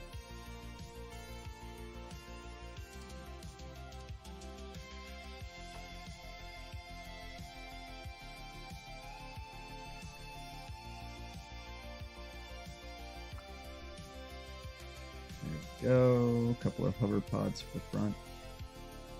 Let me get some of these angles sorted. I want to try to make this craft very sleek. Ooh.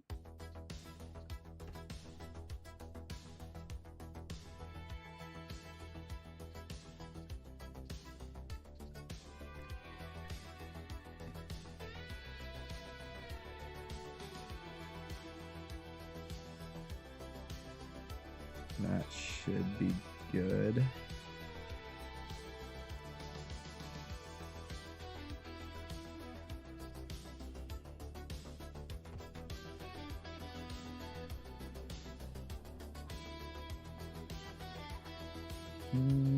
Might actually overshoot these. Oh wait. On this side needs to be inverse.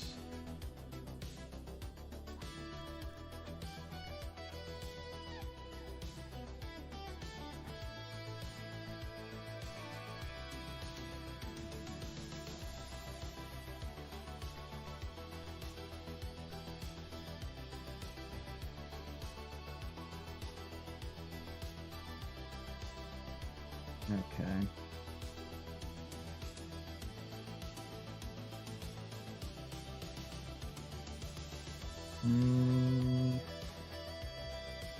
Should I be maybe resetting this?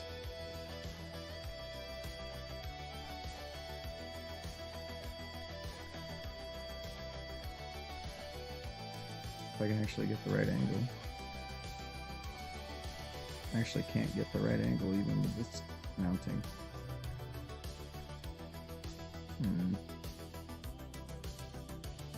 I could do on this back line. Just square it off right there and then just fix it in post.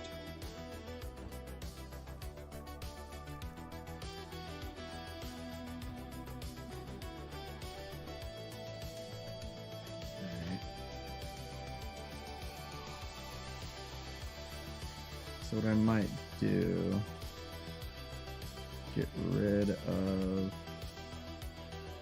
this whole situation right here, because it's kind of unnecessary.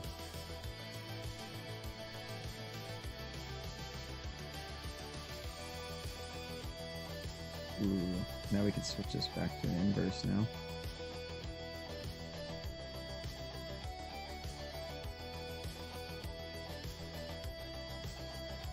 Let's make this one a little bit less extreme.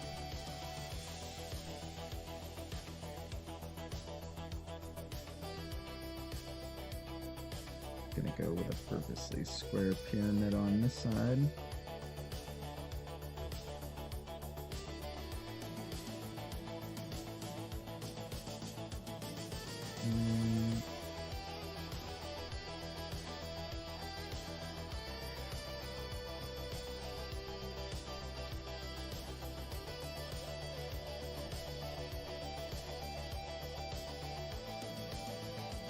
Alright.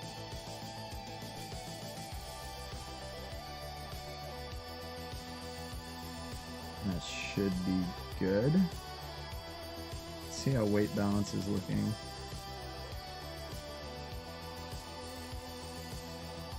We're not even at a ton yet. Let me just see where this is sitting. Okay, center of mass is way up here. Perfect. Because we're going to have a lot of thrusters in the back. I'm going to try to get that center of mass right here near the middle.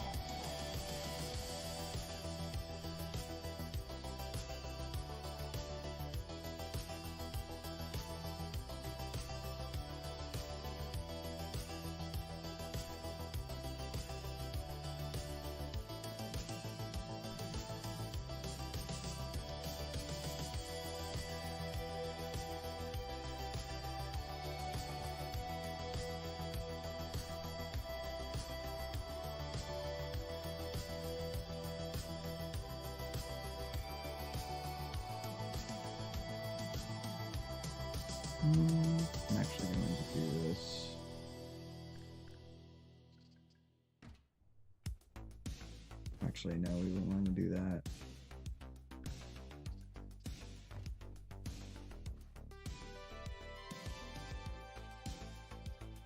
There we go.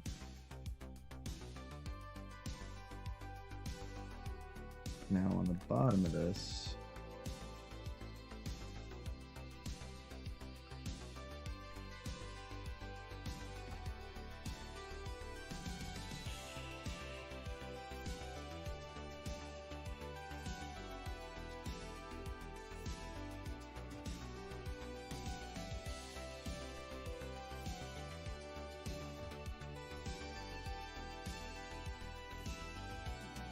let's see. Need you to go this way.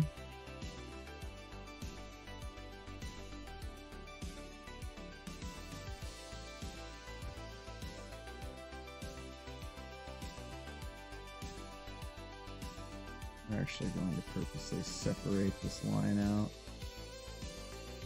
but probably far more aggressively. Oh wait. So what I'm gonna do, it's like that. Add a mounting block.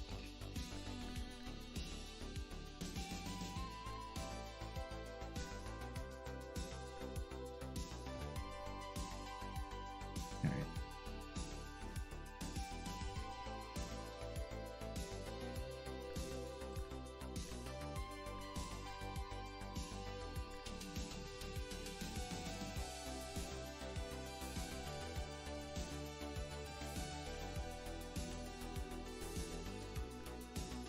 Everything comes together over time. Slowly figure out what I want to do.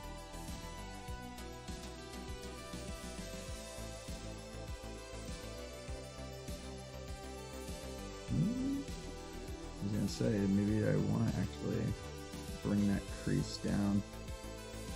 No, that looks weird.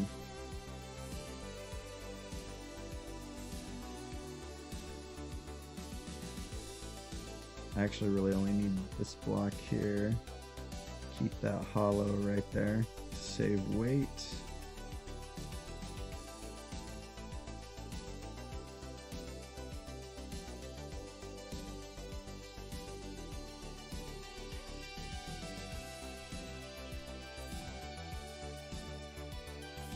It's alright, I know it's gonna be bright for a second. Let me turn out the lights.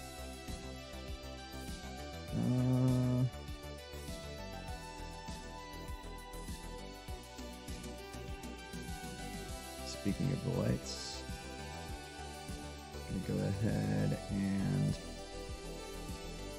turn the glow tile color if I can reach it.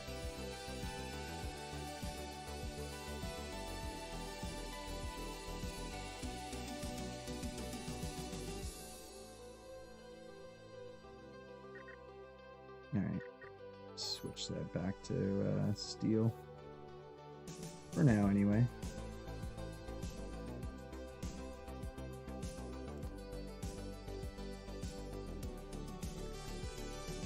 Okay, get the thin tile right there.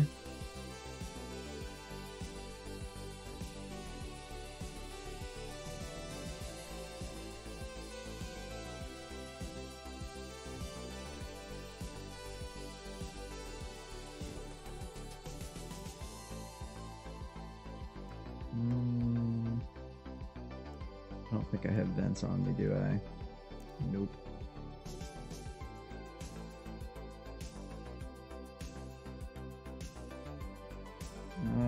Get rid of the starter block.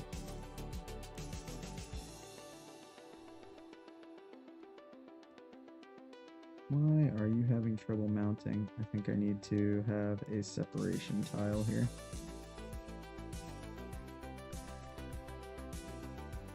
Let's do that. Why are you upset with me? Oh, now you're not upset. Picky, aren't you?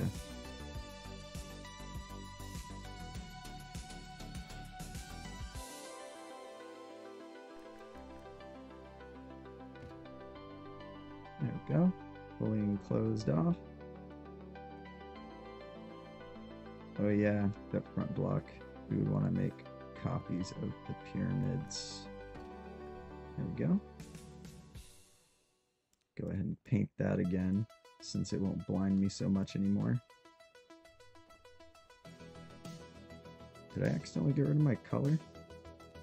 Where's my color? Oh no, I might have accidentally got rid of the color. Let's get rid of the turret computer.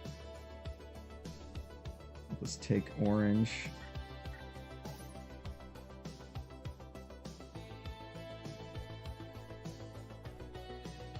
Alright, let me work my way in here. We might end up getting some stray shots on the other pieces, but it's fine.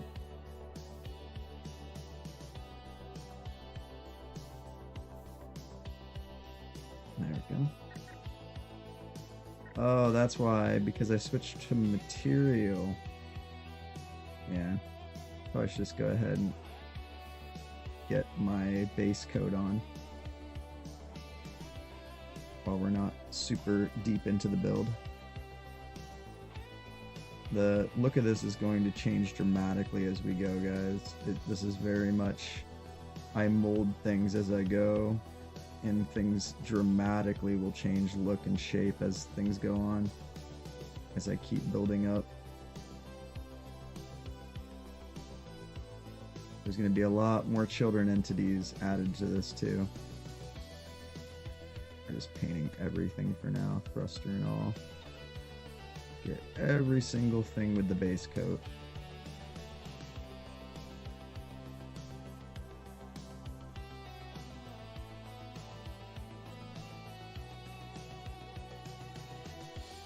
Gonna get the hover pod even.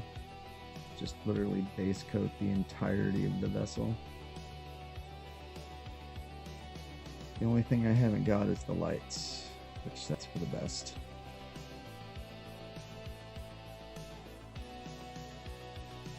I think that is almost everything. Just gotta make sure I have everything on the children entities.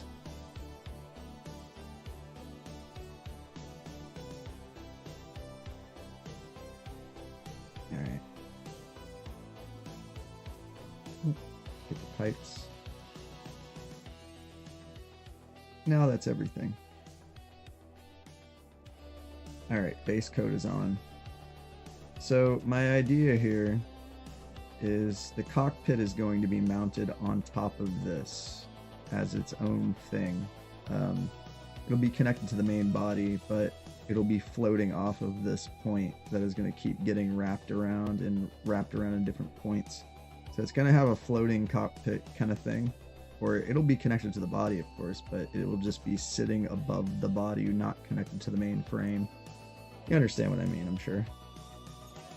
Giga sci-fi, but I also, like I say, I want to make this very sleek, aerodynamic. Like, this is all going to get sharpened out. This is not the full nose. I'm not going to leave it with a flat nose, trust me.